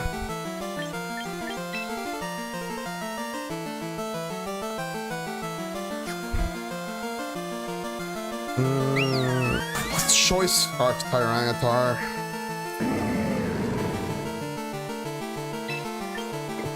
no, I have to switch into Venusaur. And hopefully I'll be able to play with Sneasler.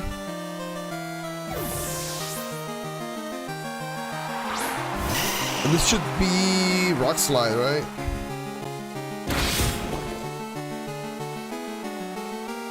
Yeah.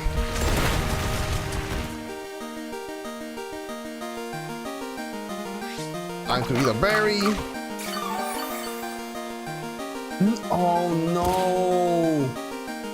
That's like the worst thing that could happen to me right now. That's the worst. That was seriously the worst.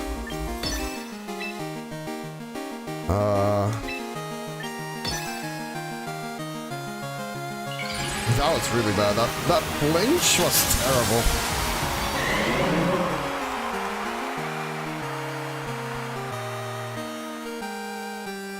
Dire Claw. That doesn't KO, but rock. Jeez. GG's, people. Still getting the hang of my team. Ah, don't worry, Joey. You still play really good. GG's, Joey. Y para eso fue que hicimos esto de aquí. Para eso fue que exactamente hicimos lo de hoy, para practicar. No, there goes the Incineroar. Okay. Here's Garchomp. Oh boy. Maybe I didn't need a Talon Flame. but Venusaur just... it did help. Venusaur did help.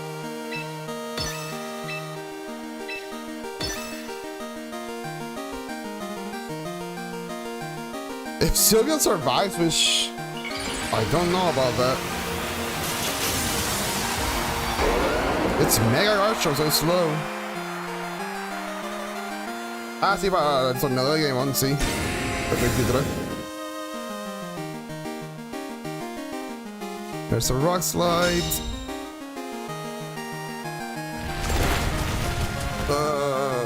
Good night, Carlos! Oh, I survived! Hyper Voice!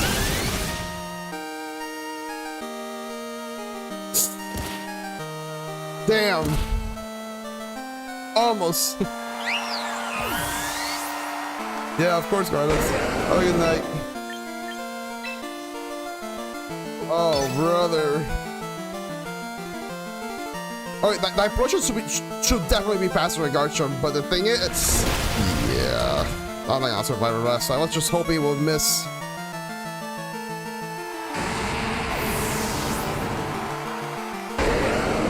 Yeah, GG's, Luis. GG's. En realidad, habían cositas que me chavaban mucho. I was able to handle it better this game, but it's just I just didn't have the speed.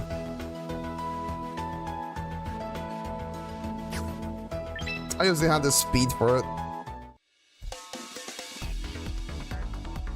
Because I was able to hit with Sylveon, but the Sandstorm was just problematic for me. The Sandstorm was just bad. Because it made Tyranitar bulky.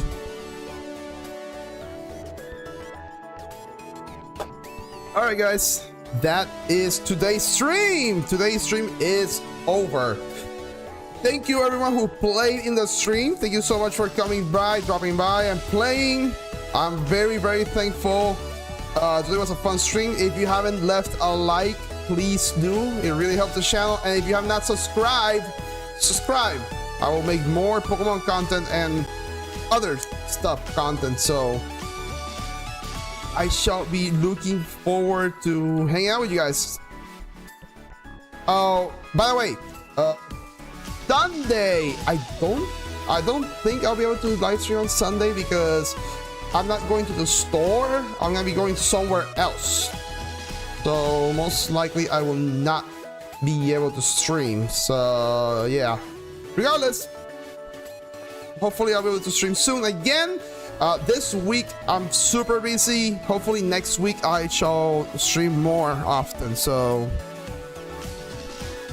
GG's to everyone, and I will catch you guys next stream. I love you all. Thank you. Oh,